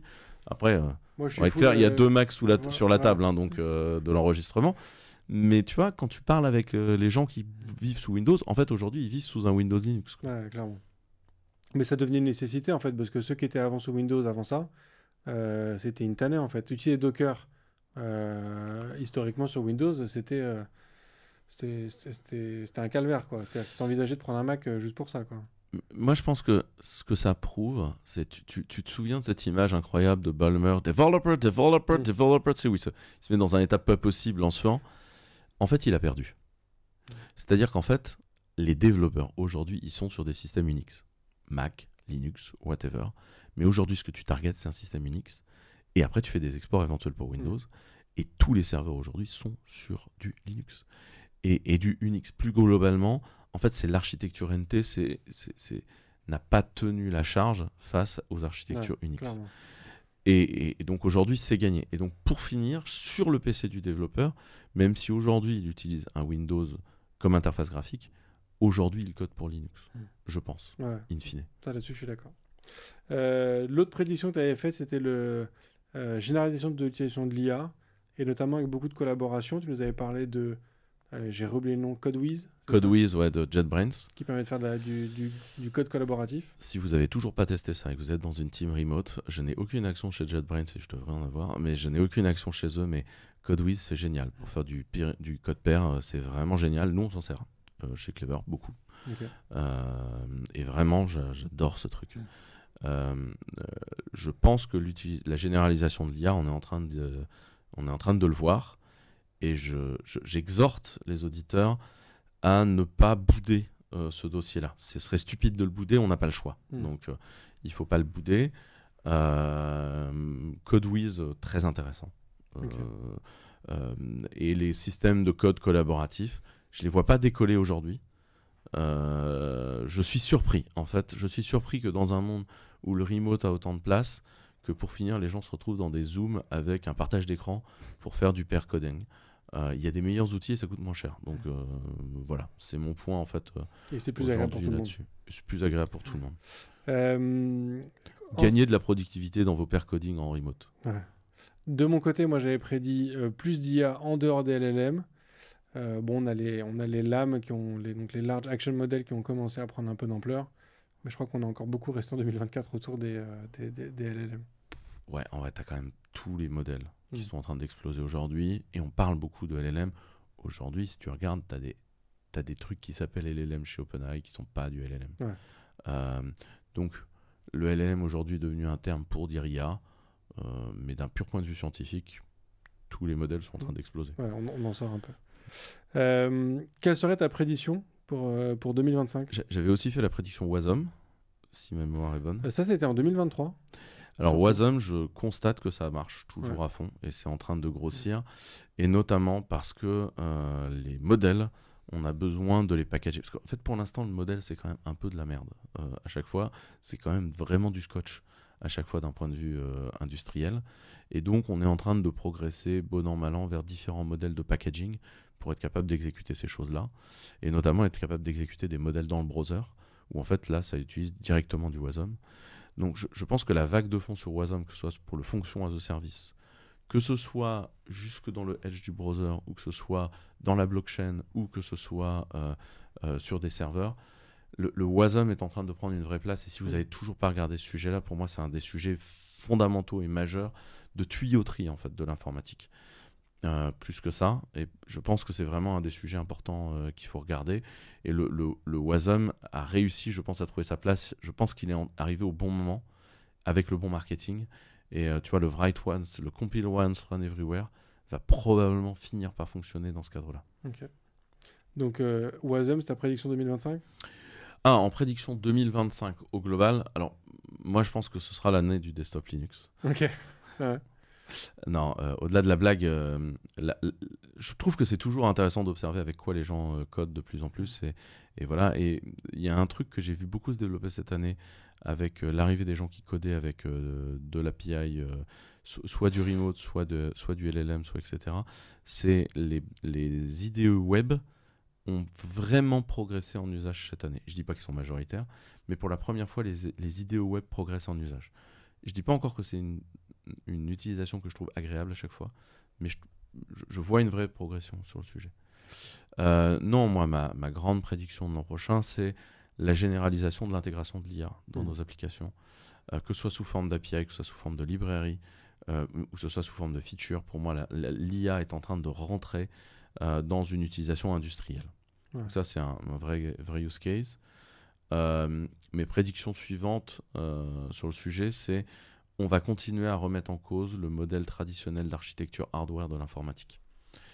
Et je sais pas exactement ce qui va se passer cette année, mais moi, j'ai jamais vu autant de fabricants de puces alternatifs dans les salons, les trucs, me parler. Alors, je sais pas si c'est parce que je suis cloud provider et que tout le monde essaie de me vendre des puces, mais j'ai jamais vu autant de diversité dans la puce. Et donc, il va se passer des choses. Il va se passer des choses impressionnantes et importantes là-dessus qu'il faut suivre. Et je pense qu'il faut être au taquet là-dessus. Et je pense qu'on va repasser une année où tout le monde va prendre des coups de claque dans la gueule sur l'IA. Est-ce qu'on va aller sur le nombre de paramètres qui augmente, etc. dans les LLM? Non, pas du tout. Parce qu'on atteint un plateau en fait là-dessus. Mais je pense que l'argent qui est mis aujourd'hui là-dessus va générer énormément de recherches, et pas nécessairement dans du LLM, mais va générer énormément de très bonnes découvertes. Et je pense qu'il faut rester hyper intéressé là-dessus. Je ne pense pas que ce sera l'année de la généralisation du quantique. Pour moi, le quantique, on a encore beaucoup de cycles d'itération sur le hardware. Par contre, si vous êtes dans un secteur protégé, il faut absolument regarder le quantique et les simulations quantiques dès aujourd'hui pour réfléchir à ce à quoi ça va ressembler. Et pour moi, il faut réfléchir à ça et se mettre en posture de réfléchir. Mais je pense que les gros enjeux, c'est une mutation du métier de développeur autour de l'intégration en usage et en intégration de l'intelligence artificielle. Après, je prédis un autre truc qui est on va peut-être enfin avoir peur des États-Unis. Moi, je vous ai dit ce que j'en pensais. Politiquement, tu veux dire ? Ouais. Je vous ai dit ce que j'en pensais, ça fait des années, tout le monde sait ce que j'en pense. Moi, je pense qu'on ne peut pas mettre nos mains dans notre vie dans les mains de d'autres gens. Et donc, on a un enjeu collectif qui est de sortir de ça.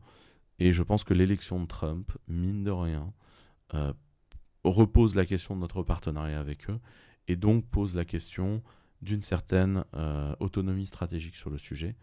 Et encore une fois, c'est l'autonomie stratégique, c'est pas mon boulot. C'est le boulot de nous tous. C'est ce qui paiera hôpitaux, écoles et routes demain. Les retraites, c'est ce qui garantit notre modèle. Et je pense que là, ça pose de vraies questions, surtout dans un contexte mondial. sur fond de 3-4 guerres, quoi. Enfin, le contexte est quand même extrêmement tendu et on a besoin d'une compréhension. Et là, je pense que l'élection qui a surpris tout le monde de Donald Trump repositionne quand même la différence culturelle fondamentale qu'on a avec les États-Unis et nous positionne dans la façon de se réfléchir vis-à-vis de ça. Donc je ne sais pas ce que ça va donner, mais à mon avis, on aura un champ de réflexion qui est ouvert sur le sujet et qui peut être pertinent pour nous tous. Donc ça, c'est une autre prédiction. Mais la génération du WASM, la généralisation de l'IA, pour moi, c'est vraiment ça. Et donc la mutation de notre métier et la prise en conscience des enjeux économiques comme étant l'IT, c'est plus une blague. C'est le cœur de l'économie, c'est la révolution industrielle de la prestation intellectuelle. Et il faut qu'on soit capable de s'y mettre au calé. Et ça, je dirais que c'est les grandes révolutions de cette année. Je ne vois pas encore la grande révolution du retour au natif après le web, même si je pense qu'on finira par un retour de balancier sur le sujet. Je ne le vois pas encore se produire. Je pense que tous les ingrédients ne sont pas là, mais je pense qu'on finira par un retour de balancier parce que c'est assez naturel en fait. Qu'il y ait ça et je vois pas encore le retour de balancier. Là je pense qu'on va vers une diversification de la complexité. Je vois pas le moment où on va reclasser sémantiquement pour permettre quelque chose de certain à grand coup d'IA. Je pense que c'est pas encore là, c'est un peu plus tard sur la route, mais je pense que c'est dans les enjeux techniques du sujet. Canon. Alors moi je te rejoins sur 2 prédictions. Je suis d'accord que je pense qu'on va voir l'IA s'intégrer absolument partout et que ça va devenir même plus qu'un prérequis, ça va devenir une évidence parce que les intégrations vont se simplifier énormément. Je suis d'accord sur le fait que on va avoir des nouvelles puces à arriver de plus en plus spécialisées. On aura nos CPU, nos GPU et nos je sais pas quoi PU. Comme dans les Mac, une puce neurale. Exactement. Ouais. Donc ça, je suis d'accord aussi. J'en rajouterai peut-être une autre. Alors c'est peut-être un peu comme toi avec l'année du desktop Linux. Moi, je pense que 2025 sera aussi l'année de l'AR. L'augmented reality ? Ouais, vraiment. Parce que tu vois, il y a eu l'Apple Vision Pro qui est sorti en 2023, qui a fait grand bruit puis grand silence. Mais je pense qu'en fait tout ça a commencé en fait à maturer. Je crois que la manière dont Apple l'a présenté, je ne parle pas du prix, mais je parle des usages qu'ils ont présentés, des choses et de ce qu'on peut faire avec, a apporté vraiment pas mal de choses. Et je pense vraiment qu'en 2024, on peut avoir un Google Glass qui repop. Pas forcément de Google, mais un projet similaire. Et à mon avis, moi je vois 2025 comme étant le renouveau de l'AR. Alors je te rejoins sur le fait que pour moi l'AR n'est pas mort. Pour moi l'AR est juste pas prêt. C'est-à-dire qu'en fait, les usages qu'on a envie d'avoir sur de l'AR et qui seraient réellement utiles ont besoin d'une très bonne intelligence artificielle de reconnaissance temps réel, qui pour l'instant pose un vrai problème de batterie. Ils ont essayé avec PinAI, HumanAI ou je sais pas quoi, là. Tout le monde essaye. Mais c'est logique. Parce qu'en vrai, si tu veux t'intégrer dans la réalité, il faut savoir où tu es. Et en fait, pour ça, tu as besoin de reconnaissance temps réel. Et après, moi, je trouve que pour l'instant, d'un pur point de vue hardware, il nous manque encore quelques générations pour que ce soit agréable. Que pour autant, il y ait encore des acteurs qui relancent un nouveau device expérimental, qui essaiera de trouver son équilibre économique sur quelques use cases un peu à la bordure, où la pénibilité du device, pour parler gentiment, ne sera pas trop sensible, parce que c'est ça en fait l'enjeu, c'est combien ton device est pénible en fait à utiliser. Je pense que ça, pour moi, on a encore quelques itérations. Par contre, de ce que je sais de moi, mes travaux avec les gens qui font plutôt des sensors ou des dispositifs en semi-conducteur, il y a des vrais travaux impliqués. Il y a des choses qui comprennent quand tu te caresses la peau, le mouvement que tu es en train de faire. Il y a des vrais travaux qui sont en train de se produire, qui vont permettre un dimensionnement de l'augmented reality à terme qui sera le bon dimensionnement. Pour moi, on a encore un problème de consommation électrique, de confort, de position. Je ne suis pas complètement sûr de comment ça va popper. Par contre, il y a un truc qui est sûr, c'est que tu vois, les lunettes de Meta qui te permettent d'avoir du chat là, dans tes oreilles à grand coup de lama, elles ont eu un très bon succès d'estime des développeurs. Et dans les faits, c'est plutôt bien foutu ce truc-là. Donc les lunettes de Meta ont un succès d'estime, pas un gros succès commercial, mais je pense que petit à petit, c'est en train d'entrer dans des usages.